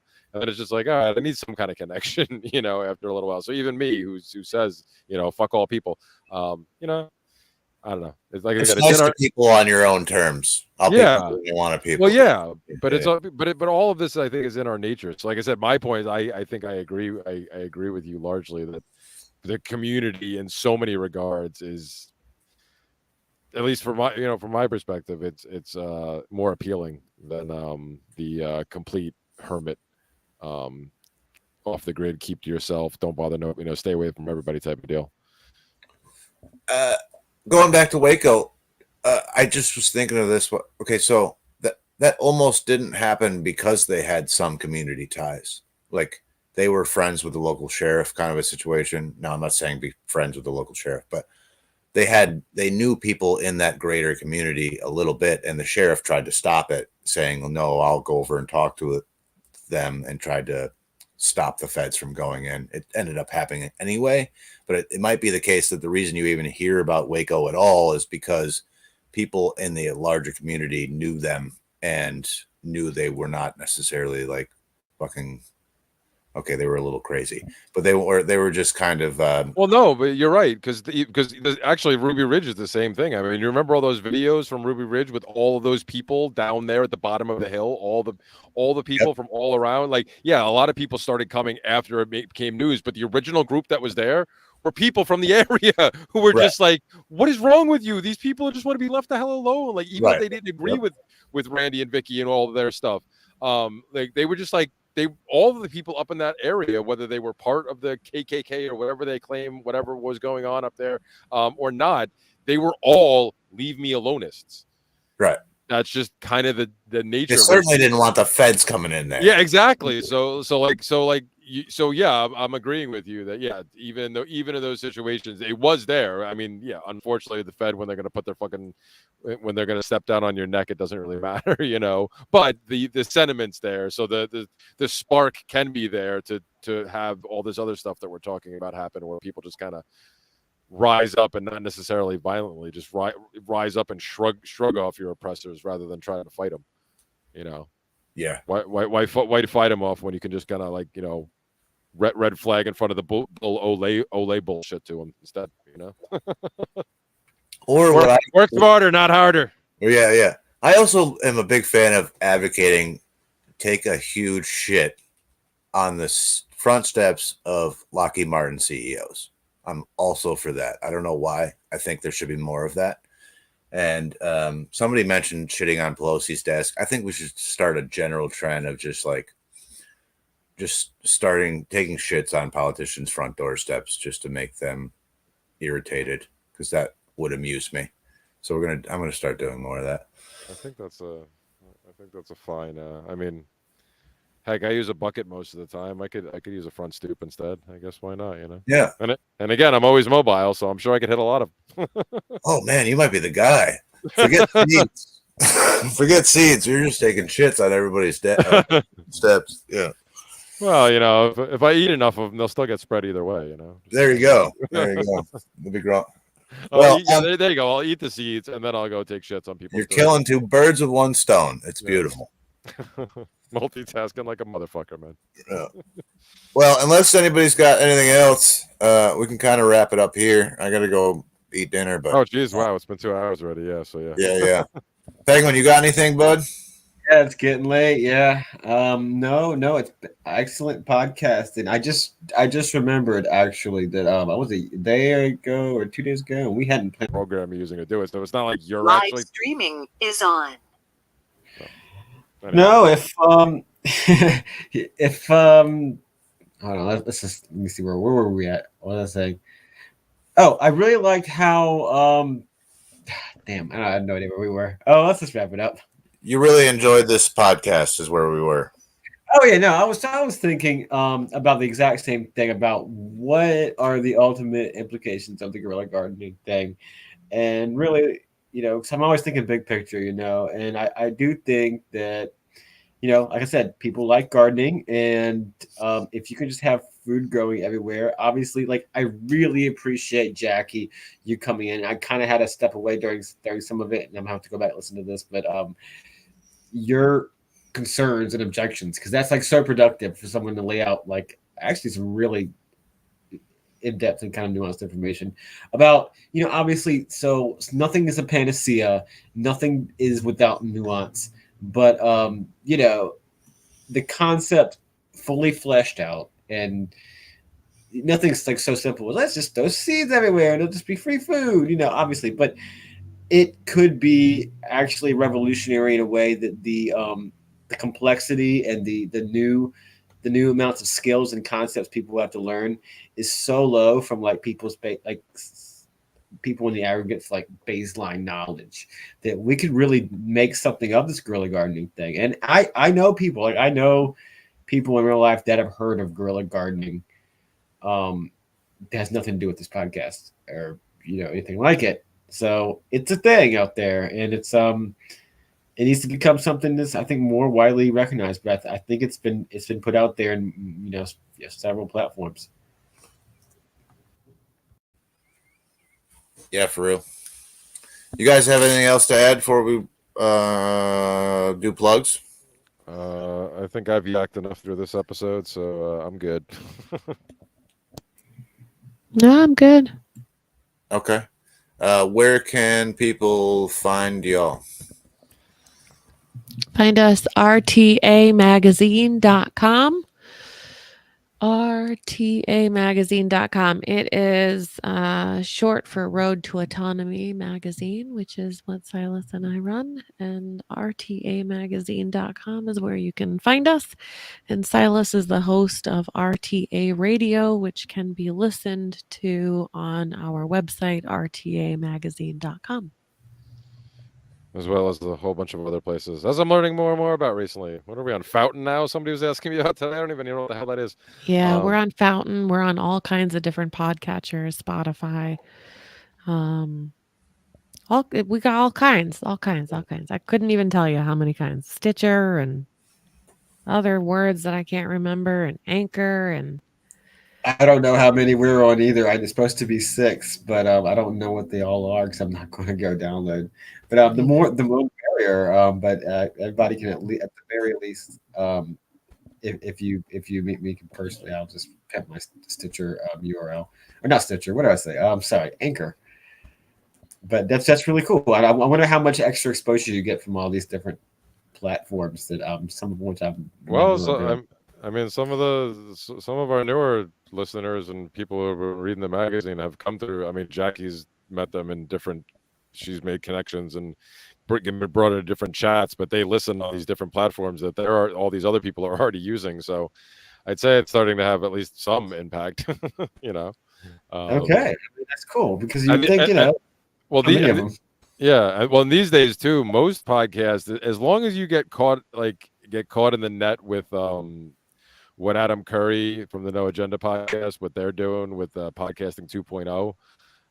As long as you get swept up, like they usually pick up most podcasts, and as long as you get started put on on their list, you get shared everywhere. And it's extremely decentralized, and also you can't really be taken down at that point. Because you're always going to end up somewhere. And there's so many people everywhere using all these different platforms. So you never know. I mean, heck, back when we first started the Seeds of Liberty all those years ago, it was the weird, like when we found out we were being listened to like literally halfway across the world. And in places like we had like a fan base that was listening to us like in the freaking Philippines. There was some guy who found us and a couple other podcasts and started doing a pirate radio show and playing all of our shows. Cool. And we had no idea how he found us originally. It just like kind of happened. Yeah. Well, hopefully we build our audience, and I don't know if I really trust the metrics to say where our listeners are, but as Anchor claims we have a bunch of people. It could just be VP. A lot of them could just be VPNs, but no, I hope we do, and I know people do listen to stuff without any regards on the internet, without any regards for borders. So and I think we're talking about stuff that applies increasingly in our world. It's a very globalized world. Whatever we talk about is not localized to the US. I mean, a lot of stuff kind of is, but a whole lot of it really isn't. And there's a lot more parity in like things the struggles that we kind of face, or problems or hurdles and stuff that we face, and the our potential interests and concerns. So, I hope there are people in the Philippines listening to us. There should be. Well, I really value what you guys do over there. I dig it a lot. So I hope everybody goes and checks out RTA Magazine. Yeah. And it's just word guy. You sound like you got some cool stuff going on there in your podcast too. Dope. It's dope. And the podcast is also dope. I like listening to that too. But where do you guys do social media? Is that Barely. We have a Twitter account, we have a Facebook account for the magazine and stuff, and like I sometimes remember to post stuff there, but where I mean, like I said, we can be found there for the magazine. I'm still on social media, but again, I barely use it too. I post stupid puns and dad jokes. Right. And then I post when the magazine comes out, and then usually, even though they come out the same day, I wait a day or two, and then I post that the podcast is out.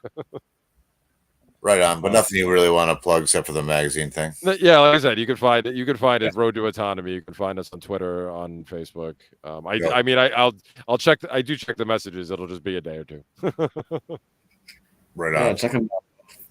Well, thanks for coming on, guys. This was You fun. guys, yeah, this was fun, very informative, and we'll talk to you guys again soon, and have you back on. Rad. Thank you guys so much. Check us out for November's issue, which is the strategy of autonomy. Go check it out. Word. Cool. All right, peace, guys. Take care.